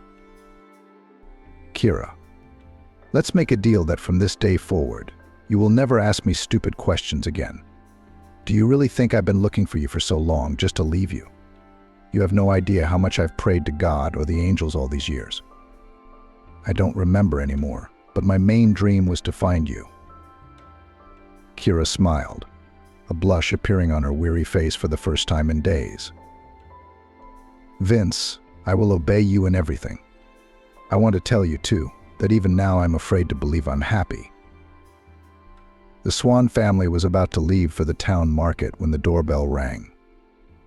Abby looked at her husband suspiciously. "Nicholas, who could it be? Or again your domino partner showed up?" The man began to persistently refute this version. "What are you immediately on me? Maybe it's someone from the neighbors came for salt, or someone ran out of laundry detergent." "Don't look at me like that. Open the door." Abby headed for the hallway with a disgruntled look, but she was immediately shouted at. "Vincent, you're unannounced as usual. My father and I almost went to the market." Nicholas also came out to greet the long-awaited guest. Vincent made his way to his parents' apartment, and not alone. "Kira, Dariana, don't be afraid, come in. He's found his sister after all. Well done. You did the manly thing." The arrival of the guests startled the couple, but it was Abby who was the most excited. "What's the market now? We'll send the men out for groceries, and we'll make a nice healthy meal." "Dariana, will you help Grandma Abby?" "Yeah, I'm always helping my mom, and I can even peel potatoes." "That's fine, but I'm not going to give you a sharp knife just yet. You'll be our backup," said Abby. "And you, Kira, feel free to get used to it. We're a family now." A year passed. Indeed, Kira and Dariana had found a real family. Vincent wanted them to live in his apartment, but the foster parents didn't want to let the girls go. They were so attached to them, they couldn't imagine life without them. "Let them stay with us. We've already found a school, and there will be a job for Kira," Nicholas said. He himself took care of the girl's employment. She started working as a restorer at a historical site. There the young woman met an artist who soon proposed to her. In short, everyone's life got better. Only Vincent himself continued to be a bachelor. But the man knew that he still had the most interesting things ahead of him. It was just that the angels had not yet sung a song for him.